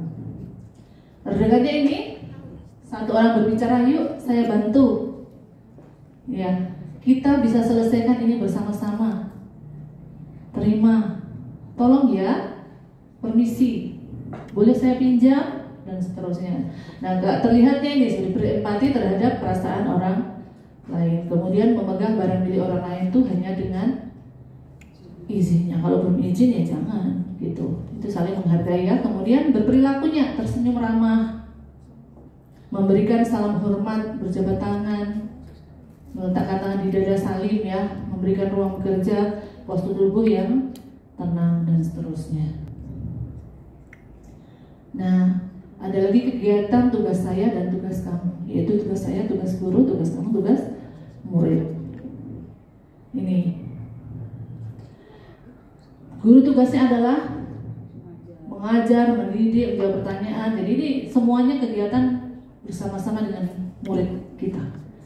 Gitu. Tugas murid berarti belajar, membaca, menghasilkan yang terbaik, bertanya jika tidak paham, mengikuti peraturan dan seterusnya. Guru tugasnya bukan menyakiti atau disakiti, bukan memaksa kamu untuk belajar, bukan merapikan barang-barang murid, bukan menyiapkan makanan atau barang-barang alat tulis. Nah, ini murid ya, salah ini. Murid tugasnya bukan menyakiti atau disakiti. Murid juga jangan mengeluh terus. Ya, murid juga bukan merusak barang pribadi orang lain. Murid juga tidak melakukan tugas guru dan memutuskan untuk teman kamu, ya, bertengkar. Nah, ini saya sudah siapkan kertasnya, nanti Bapak Ibu boleh kerjakan ya. Ini tampak seperti, tidak tampak seperti. Ini tabel Y. Kemudian tugas saya dan tugas kamu. Iya, demikian materi yang ke-6. Kami kembalikan waktu ke materi ke-7 untuk Menhilda Heriati.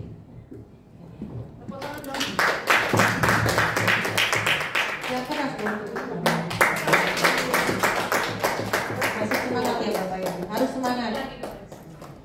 Kalau Bapak Ibu tidak punya motivasi intrinsik, memang saya kerahkan intrinsiknya. Gak apa-apa. Saya sama Bu Umi kemarin mau kegiatan ini, saya bilang kita sasar itu pertama wali kelasnya keuangan. Itu saya pengen merubah dulu yang skop-skop kecil. Kemudian nanti kalau masih kurang kita panggil teman-teman yang lain. Gitu. Karena menurut saya ini bukan cuma sekedar, saya bercanda ya Bapak Ibu, tadi pertama saya bilang saya perlunya cuma video. Enggak loh, kami memang tujuannya pengen menyebarkan ilmu ini buat Bapak Ibu. Ini bagus soalnya, menurut saya ini bagus. Apalagi dengan kondisi siswa kita sekarang. Gitu. Nggak cukup kita cuma mengajar materi saja. Nah Bapak Ibu, kita lanjut. Yang terakhir ini ya, materi tentang restitusi. Tadi di awal sudah teori kontrol, disiplin, kebutuhan dasar, motivasi, nanti ujung-ujungnya restitusi. Ini yang paling susah, tetapi saya pribadi komitmen, saya mau mencoba. Restitusi. Tadi apa restitusi itu? Kita mencoba membangkitkan kesadaran siswa ya, supaya dia kembali ke kelompoknya, supaya dia menyadari menjadi manusia yang lebih baik. Gitu. Itu restitusi. Nah, di ilmunya restitusi itu ada yang namanya segitiga restitusi Bapak Ibu. Jadi melakukan restitusi itu ada 3 langkah. Gitu, nggak langsung kita tiba-tiba konsekuensinya apa? Enggak. Itu tadi awalnya, mulai harus ada keyakinan dulu, kita paham kebutuhan dasarnya anak dulu, kita paham bagaimana mendorong motivasi intrinsik, kita paham mengelola kontrol diri kita. Itu karena kalau kita masih di penghukum, masih pembuat rasa bersalah, masih teman, masih pemantau, itu kita akan susah merestitusi. Kita akan susah menerapkan restitusi. Nah, langkah yang pertama itu adalah menstabilkan identitas. Itu langkahnya. Kita harus tahu dulu si anak ini posisi identitasnya di mana. Gitu. Ketika dia melakukan sesuatu yang tidak nyaman di dirinya, yang merasa itu kebutuhan dasarnya itu apa? Itu kita harus kenali dulu. Makanya dari awal tadi sebelum kita sampai di restitusi, ada ilmunya bagaimana untuk mengetahui kebutuhan dasar dan teori motivasinya si anak. Sorry, belum. Saya lihat konsumsi langsung saya buyar. Nah, yang kedua setelah itu kita memvalidasi tindakan yang salah. Bukan kitanya, tapi si anaknya. Kita dorong dia untuk mengenali kesalahannya dia apa. Gitu. Jadi kita memvalidasi. Pertama kita identitasnya dia dulu, kemudian memvalidasi tindakan dia. Terakhir baru kita menanyakan keyakinan kelasnya. Itu langkah-langkah restitusi. Nah, seperti ini kan di contohnya memvalidasi menstabilkan identitas. Menstabilkan identitas. Kamu ingin menjadi orang seperti apa? Kemudian kalau validasi tindakan yang salah, kamu tentu punya alasan mengapa melakukan itu. Kemudian kalau menanyakan keyakinan kelas apa yang telah kita sepakati. Nah itu, jadi harus ada keyakinan kelas dulu ya. Nah saya kasih contoh sekarang.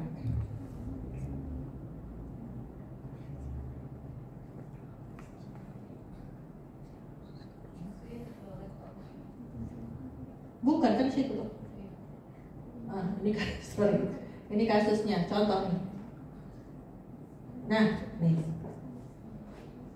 Kita lihat bagaimana proses restitusi dilakukan. Guru matematika dan wali kelas 8 Ibu Santi sakit sehingga tidak dapat masuk dan mengajar. Akhirnya dicarikan guru pengganti, Ibu Eni. Ibu Eni baru 2 tahun menjadi guru SMP. Beberapa murid perempuan, Vivi dan Natali, mengetahui hal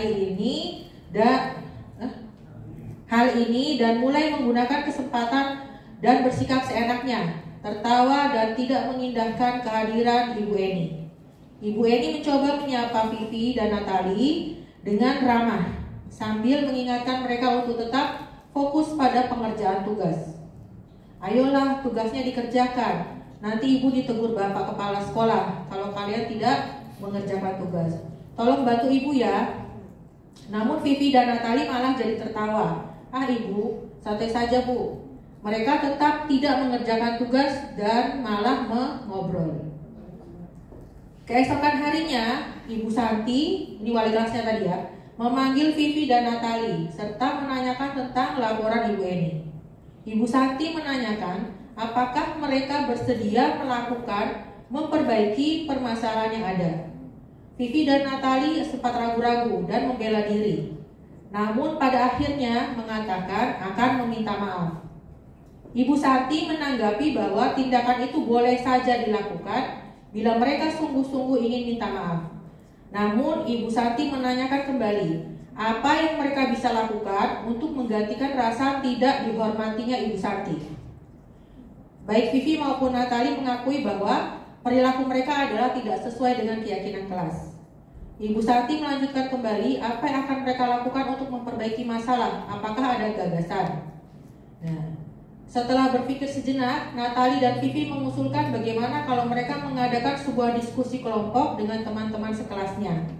Tema yang mereka pilih adalah, ini gak jalan ya? Aduh, nggak dipencet. Oh, saya pencetnya di sini. Saya kan masih turun, sorry. Terus. Udah. Lanjut, sudah ini. Setelah. Udah, ini apa? Setelah berpikir sejenak, ya itu. Natali dan Vivi mengusulkan bagaimana kalau mereka mengadakan sebuah diskusi kelompok dengan teman-teman sekelasnya.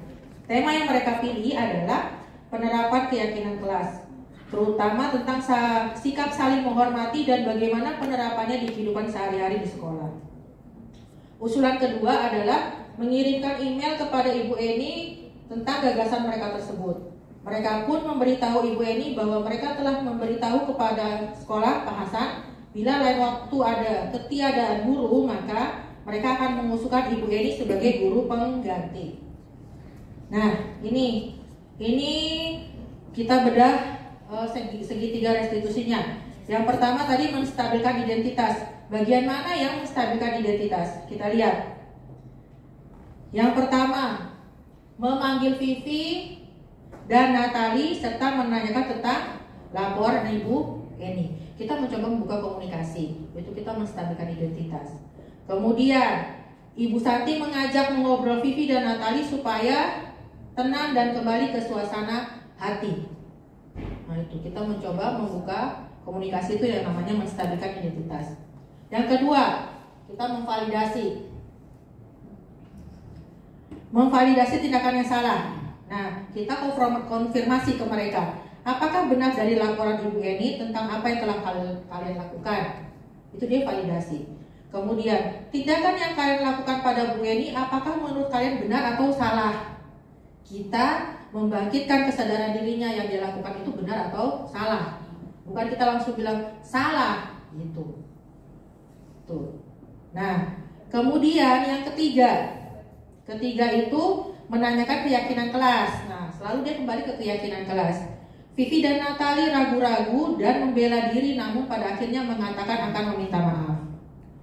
Ibu Santi menanggapi bahwa tindakan itu boleh saja dilakukan bila mereka sungguh-sungguh ingin minta maaf. Baik Vivi maupun Natali mengakui bahwa perilaku mereka tidak sesuai dengan keyakinan kelas. Kemudian Ibu Santi melanjutkan kembali apa yang akan mereka lakukan untuk memperbaiki masalah. Jadi digali keyakinan kelas apa yang mereka langgar, dan mereka diberi kesempatan untuk mencarikan solusi atas apa yang sudah mereka lakukan. Jadi bukan cuma sekedar kita bilang kamu sudah mengganggu kelas, konsekuensinya apa? Nah, bukan. Mereka kita kasih kesempatan untuk mencari solusi. Itu yang paling susah kalau menurut saya. Kemudian, udah selesai ya? Itu sampai menanyakan keyakinan kelas. Nah, ini yang terakhir. Menurut Anda, apakah restitusi yang diusulkan Vivi dan Natali sudah sesuai dengan pelanggaran yang telah dibuat? Apa langkah-langkah restitusi yang telah diusulkan oleh mereka? Itu tadi sebenarnya jawabannya ya. Mulai dari restitusi itu begitu Bapak Ibu. Mulai dari identitas. Menstabilkan identitas, memvalidasi tindakan yang salah, sama menanyakan keyakinan kelas. Tiga langkah itu yang kalau mau restitusi. Mau sampai situ, berarti saya harus mengenal dulu kebutuhan dasar siswa, ya kan? Sudah habis itu saya perlu kalau ketika saya sudah tahu kebutuhan dasar siswa, saya baru bisa mendorong motivasi intrinsiknya, gitu. Kalau sudah ada motivasi intrinsiknya, juga kita bisa membangun keyakinan kelas, bukan peraturan. Itu susah keyakinan kelas itu. Kemudian bagaimana kita menerapkan restitusi. Saya mau mendorong teman-teman saya mencoba satu kelas sekarang. Saya sedang mengambil sampel satu kelas dan itu saya dokumentasikan sampai nanti akhir semester. Saya pengen lihat apakah berhasil atau tidak. Kalau berhasilnya berapa persen? Karena saya yakin setiap perubahan itu tidak bisa berhasil 100%. Pasti ada tahap-tahapnya. Itu ya Bapak Ibu untuk materi tentang budaya positif yang hari ini kami bagi dari ada 7. Ya udah, thank you ya. Ada 7 materi. Tadi mudah-mudahan bahwa materi yang kami sampaikan itu dengan pemahaman kami yang sedikit ini, dengan pengalaman kami juga cuma beberapa minggu, mudah-mudahan bisa menjadi masukan sharing kami kepada Bapak Ibu yang sudah coba kami lakukan. Nanti sesudah ini kami akan mencoba menampilkan dalam bentuk video atau gambar ya, Umi ya. Video, saya juga video bagaimana yang kami sudah lakukan. Kalau saya terus terang, saya keyakinan kelas itu real saya lakukan. Kalau restitusi saya contoh kasus. Saya itu restitusi itu beneran kasusnya, tetapi penerapannya beda. Dulu itu karena saya posisinya penghukum, memang saya marah sekali kejadian itu. Nah sekarang saya mencoba membuat restitusinya, gitu. Bumi dulu yang sharing pertama kan? Karena nyambungnya di Bumi, kita lihat dulu yang Bumi punya penerapan keyakinan kelas sama restitusi ya.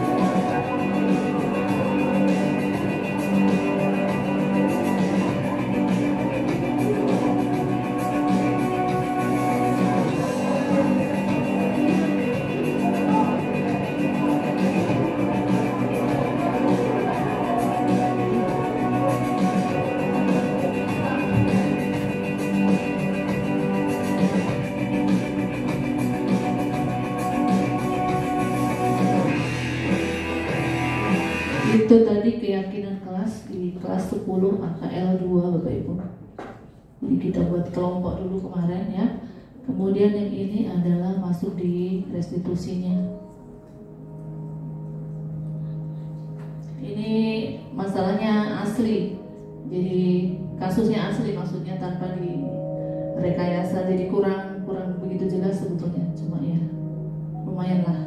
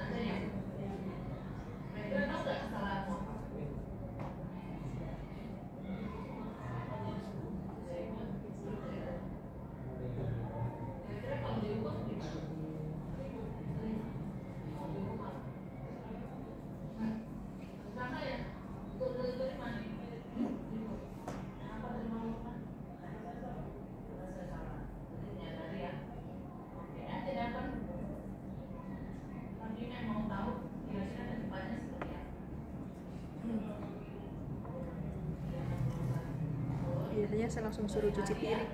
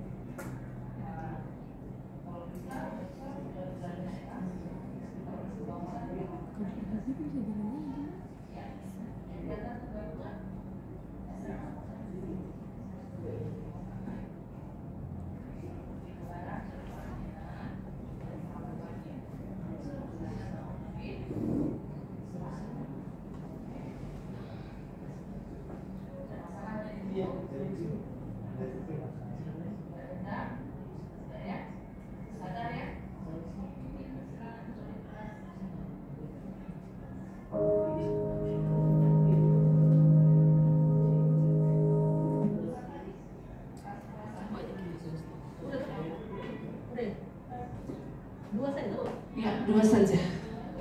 Selanjutnya dari Mem Hilda.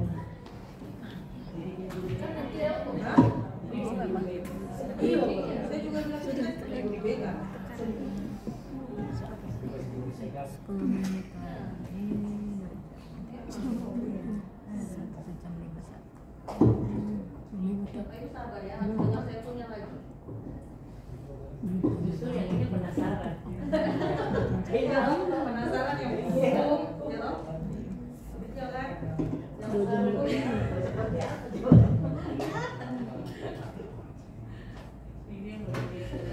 Yang penghukum bikinnya kayak apa? Nah, Bapak Ibu tadi Bu Umi ya, sekarang saya. Ini memang kami harus berbagi, jadi kalian dengar. Saya juga bikin bagaimana proses saya membangun keyakinan kelas. Di sini saya ada dua sampel yang memang sudah saya buat videonya, sama yang restitusi juga 2 kasus. Kita lihat di sini yang saya kebetulan karena saya di komputer akuntansi, Bapak Ibu, keyakinan kelas itu saya masukin di YouTube-nya saya. Sehingga setiap saat anak-anak saya selalu saya mau mencoba membiasakan sebelum mulai keyakinan kelasnya dulu jalan supaya dia ingat. Barang ini harus diingat-ingat. Karena saya ingat Bu Deli pernah bilang mereka lupa, ya kan? Jadi saya mau mencoba itu mereka mengingat-ingat. Ya, ini bagaimana keyakinan kelas di 11 AKL 1 nih, yang jadi sampelnya saya. Nah ini saya membuat ini, nanti saya share. Ini langkah-langkah tadi yang Bu Umi cerita, yang tabel T, tabel Y tadi. Guru tugasnya apa? Itu saya kasih sama mereka. Nah ini, ada saya sudah buat kertas-kertas. Gitu. Itu dari mereka semua. Nah kemudian ini seperti ini Baita. Jadi turunannya keyakinan, disiplin, rapi, tertib, bersih, rajin. Dari kalimat yang panjang-panjangnya mereka. Mereka punya peraturan tuh munculnya begini nanti. Dilarang makan dalam kelas, dalam lab. Itu dia punya muncul bahasanya dia itu. Baru saya rubahkan jadi bahasa positif. Saya sarikan ke kata kebajikannya. Terdengar seperti apa, tidak terdengar seperti apa, guru tugasnya apa, siswa guru tugasnya apa, sampai dia turun jadi ini.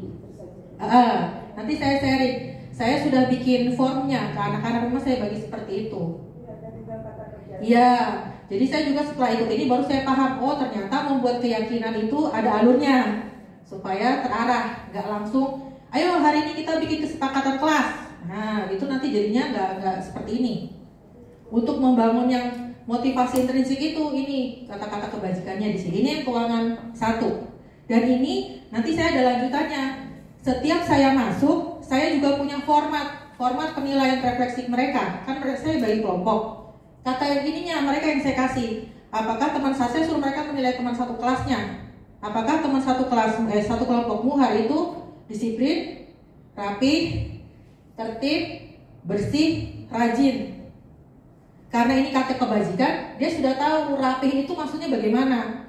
Kalau di keuangan 1 itu rapih itu mereka bajunya lengkap, baju dimasukin, nggak pakai topi dalam kelas, pakai dasi. Serius itu mereka yang bilang, bukan saya. Gitu. Jadi ketika dia bilang tertib, rapi itu dia sudah tahu, dia menilai temannya seperti itu. Ketika temannya tidak seperti itu, nanti dia akan kasih silang. Karena kan tadi sebelum sampai rapi itu ada yang terlihat, ya tahu tidak terlihat seperti apa. Terus bersih, bersih itu termasuk mereka sapu ruang lab. Saya nggak suruh, mereka yang sepakat bahwa mereka masuk itu bersihkan ruang lab. Saya sudah coba, sudah yang kedua kali saya datang itu dia ininya, orang-orang temannya Dentika itu. Sih sapu dulu baru itu, saya nggak ngomong lagi. Itu karena dia sudah pakai yang ini. Dan ini saya bagi di mereka, link grup sekolah, grup WA-nya saya bagi ini. Ini keyakinannya mereka yang bangun sendiri. Gitu, untuk mengingat mereka. Nah ini kalau yang di keuangan 12 keuangan 1 kelasnya Leoni. Sama urutan kerjanya juga. Nah ini mereka buat ini dulu.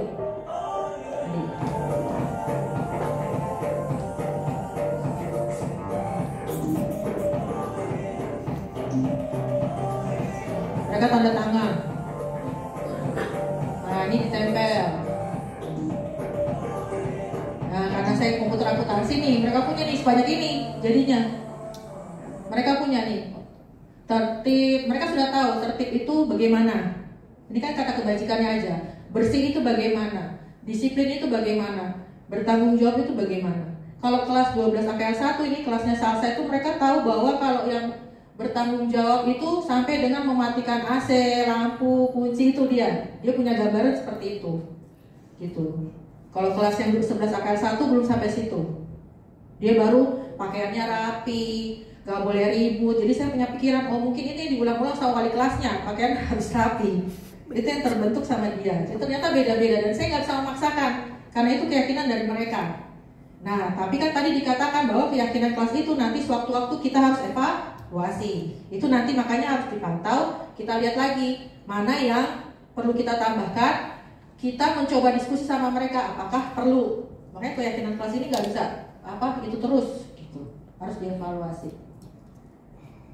Nah ini saya restitusi. Restitusi ini saya Bapak Ibu real. Kejadiannya yang Gloria real tapi penanganannya versi restitusi. Karena waktu kejadian penanganan saya nggak seperti ini. Nah ini ya, ini kasusnya Gloria. Dia bawa HP. Dia main HP di lab.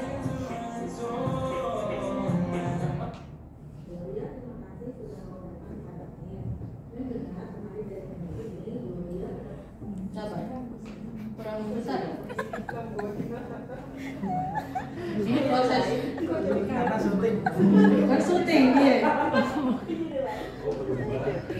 Karena kan saya cari posisi dia juga baru dia ngelihat baru dia bilang, kok saya kelihatan gendut ya mem gitu. Dia ngomong jadi langsung dia pernah main HP ya. Coba boleh ceritakan sama mem apa yang terjadi. Ya mem, maaf, saya memang sempat main HP kemarin. Awalnya saya ingin Nah ini saya menanyakan identitas. Saya tahu itu salah mem, tapi pada saat itu saya benar-benar sangat bosan. Saya mengerti, kadang-kadang kita bisa merasa bosan. Namun bermain HP di dalam kelas itu bisa membantu. Kamu ketawa atau nggak percaya toh?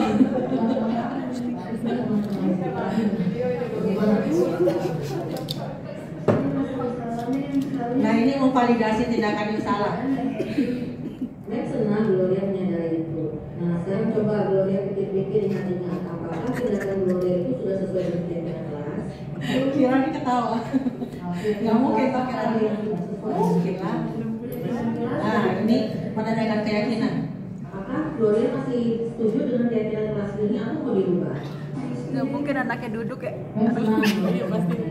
Nah sekarang saya mau melihat langkah apa yang bisa supaya kita berulang kembali.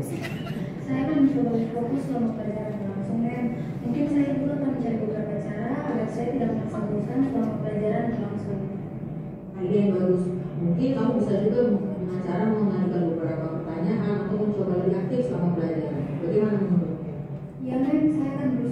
baik. Terima kasih yang sudah mendengarkan. Sama-sama Gloria, saya menghargai usahamu bicara dari mereka. Tapi harus begitu, kalau restitusi Bapak Ibu. Sekarang Gloria setelah aktivitas tadi, menurut Gloria apa tanggapan Gloria? Melalui aktivitas tadi, saya menyadari kesalahan saya serta akibat dari tindakan saya. Saya berjanji untuk memperbaiki situasi tersebut dengan cara yang terbaik. Oke, terima kasih, tepuk tangan semua. Keren dong saya. Apa tadi restitusi pertama ngapain? Identitas yang salah. Kedua, validasi. Ketiga,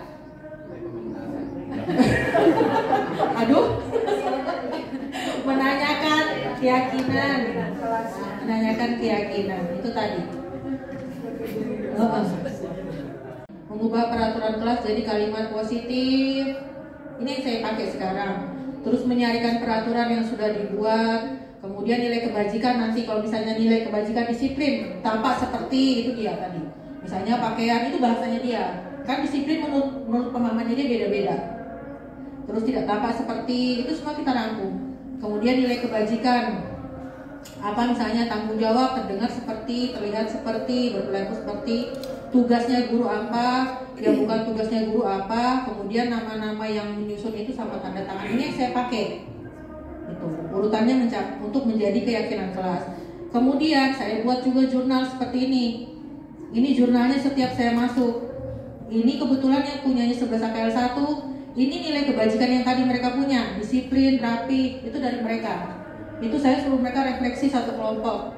Dan saya kolek, gitu, saya kumpul nanti di akhir, nanti kan ada kelihatan berapa centangnya, berapa silangnya, gitu. Itu rencananya saya untuk supaya mereka selalu mengingat keyakinan kelas yang mereka sudah buat. Begitu barangkali Bapak Ibu sharingnya saya dan sharingnya Ibu Umi. Sebelum ada yang mau ditanyakan barangkali jelas ya. Tinggal praktek. Saya mau mengajak teman-teman sama ini sebenarnya teman-teman, ayo dicoba dibuat. Saya sendiri saya mengakui bahwa saya banyak kurangnya dan saya mencoba satu kelas sekarang. Saya mau lihat satu semester apakah saya bisa begitu membuat sebuah keyakinan kelas dan saya merubah diri saya mulai dari yang awalnya saya penghukum dan pemberi rasa bersalah, paling nggak saya bisa memantau atau seharusnya manajer. Kalau kita sudah di guru penggerak harusnya manajer gitu. Saya masih mau mencoba satu kelas dulu. Mudah-mudahan sih saya istiqomah, kata orang ya, itu yang paling susah. Ya, demikian yang bisa saya sampaikan. Bapak Ibu, terima kasih untuk sharing-sharing. Dari Bumi ada tambahan? Barangkali cukup ya? Cukup ya Bapak Ibu, kita sudah 2 jam lebih ya Bapak Ibu. Dan saya terima kasih ya atas keterlibatan Bapak Ibu sekalian, baik mengikuti kegiatan kami ini, mendukung kegiatan kami. Mudah-mudahan yang kami sampaikan bermanfaat. Dan saya juga tetap mengharapkan Bapak Ibu setia bersama kami karena program kami masih panjang gitu. Dan semoga yang kami lakukan ini bukan saja bermanfaat buat kami tapi juga buat sekolah. Begitu barangkali yang saya sampaikan. Kurang lebihnya saya mohon maaf. Selamat siang. Wassalamualaikum warahmatullahi wabarakatuh. Sampai jumpa.